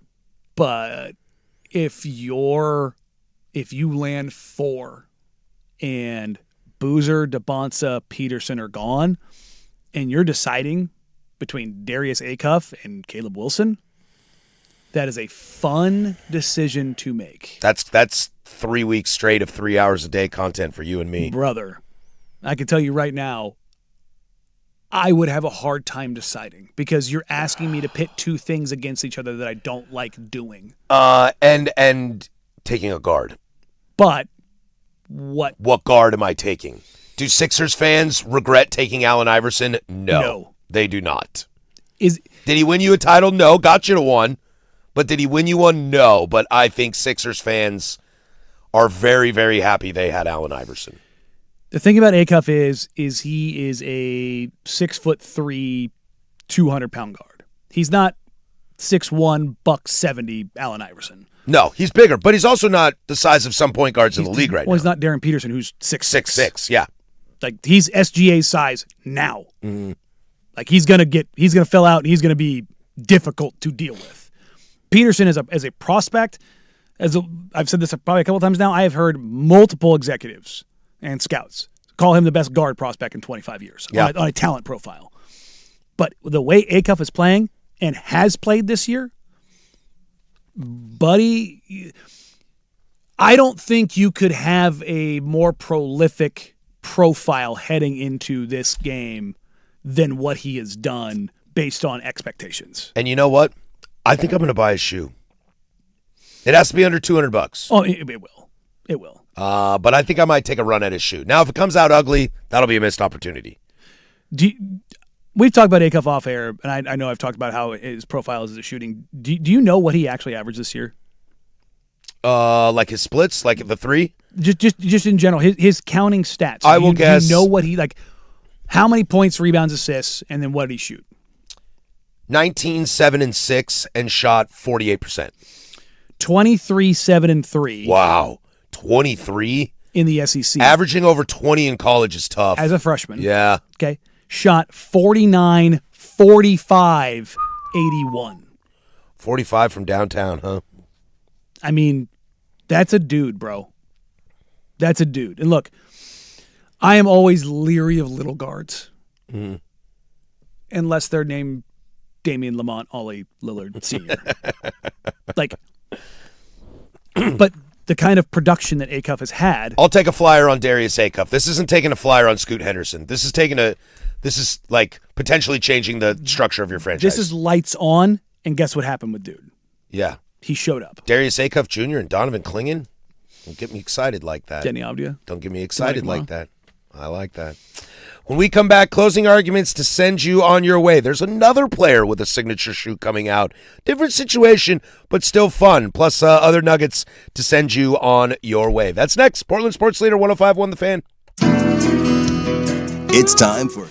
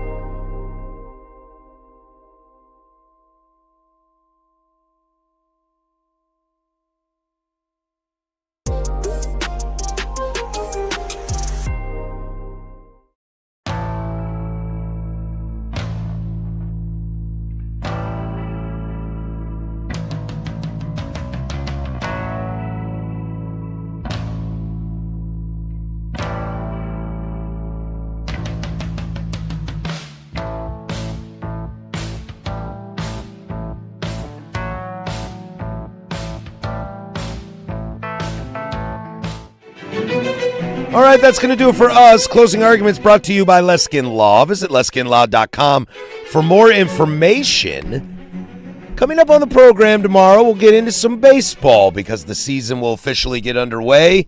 Of course, there's the game tonight between the Yankees and the Giants, which I will be watching. It's a 10 toes down Thursday, so we'll have fun with that like we always do. There's Bobby Hurley is reaching across the aisle for support this weekend, and I think he's going to need a little more than just fans rooting to get through their juggernaut. God, that's such a good side of the bracket. Oh, I mean, Duke, St. John's, UConn, Michigan State. Woof. I will say the Sweet 16 is it's banging out. Quite nice. It's banging out, and like Texas is the highest seed still alive, and they're playing Purdue, and I'm kind of like, huh? Purdue has a possibility. I can see it. Old Tunger out here. He's up. We were talking about Boiler Up. He's excited. I bet you he's secretly super nervous. Here's the thing. I think Purdue can win it all. I do too. Remember, Purdue knocked off Michigan in the Big Ten tourney. Also, veteran point guard. Always helps. Yeah, Braden can play. Braden can play. That's for sure. So a lot to get to tomorrow on the program. We didn't get the chance to because we were just sitting there slurping Darius Acuff. Juju Watkins. She's got a shoe, too. Yes. Well, That's pretty rad. She's getting a PE. Right, but yeah, no, it's... Not many women's college players get that. No, not only that, Juju didn't play. I know. Remember, she got hurt last year, this time of year, off a disgustingly dirty play. I keep giggling to myself that people forget Juju's at SC. I'm sorry, I almost did it. Well, you guys lost the other day. Wow, So well, naming rights are yours, badly. are not yours. Yeah, badly. I forget that she goes to USC. Yeah, and Jazzy Davison was just named Freshman of the Year. And if you're a Portland Fire fan, look, this team ain't gonna be good. No, to start. You hope because it's not, and nobody's fault other than the WNBA's fault that the season starts in like 6 weeks and there's no team. Expansion teams typically you're gonna run into it. Sure, they always also just suck. But hey, get Juju in Portland next year. Also, I think Cam Brink's contract is up next year. Let's do it. Yeah, Mountainside, and then the next year, you get Jazzy. You've got Jazzy, Juju, and Cam. Juju'd get me to go to a game. I'd show up in a heartbeat. Yeah, me too. When you're that good, I'd show up, 100%. Yeah, why not? You get Caitlin, Cam, Juju, Ozzy, like any of like the studs that are out there. I'll show up. Greatness is cool, no matter what it is. Vegas is going to get the Super Bowl after the 2028 season. Duh. I mean, it's a beautiful stadium, even on TV. And what better place to host it, if we're being honest? Yeah, I mean it's the convention center of the universe, so you might as well. And just think about the quote unquote experiences, the billionaires that go pay for the packages. Man. It's Vegas. What kind of parties are those too? That's some eyes wide shut stuff. The NBA voted to vote on the future of voting for Vegas and Seattle basketball teams. And the biggest thing that came out of this is the wording of the pricing. It has gone from the wording that was pushed out by the NBA for the last couple of years was $6 to $8 billion, $6 to $8 billion, $6 to $8 billion. Weird that on a dime it changed to 7 to 10. What is this, the I-5 bridge? Yes. Just keeps going up and up and up. The purchasing rights anywhere from 7 to 10 billion. So let's do a low end and say 8 apiece. I mean, that's $16 billion thrown to 30 owners. I mean, in Vegas, it makes sense. It's cool to think about, is a franchise in Seattle on the low end worth $7 billion? It's worth more than Vegas. I think, really? Way because of the Sonics branding. It's not just that, but way bigger market. Oh, that's true. That's true. Way we just think market. of Vegas as being bigger than it actually is. No, and not only that, the Blazers' new ownership group, they're going to make a little bit of money. You know why? Guess what rights they own? All of the rights from here to Alaska. Oh, yeah. You'd have to buy that out. Mm-hmm. Also, but I will say, the Supersonic branding, they will sell a boatload of that. Oh, the merch that is going to come out of that is just woof. They will sell an ungodly amount of Supersonic. Dude, I see fresh Sonics gear on the regular. There was a guy wearing a throwback Durant jersey at a game the other day, and I was like, baby, come on down. That's real nice. That's really, really nice. Closing Arguments brought to you by Leskin Law. Visit leskinlaw.com for more information. Leskin Law's one-day divorce mediation, peace treaties, not war plans. Thanks for being a part of our day. We'll look forward to seeing you tomorrow. Blazer game tonight. Danny, have a good game tonight against the Bucks. Against the Bucks. Bucks with no Giannis. Woo! Catch the fever. We'll see how that goes. For Danny Marang, that's Brandon Henson. I'm Patrick Harris. Go do something I would do. Bye.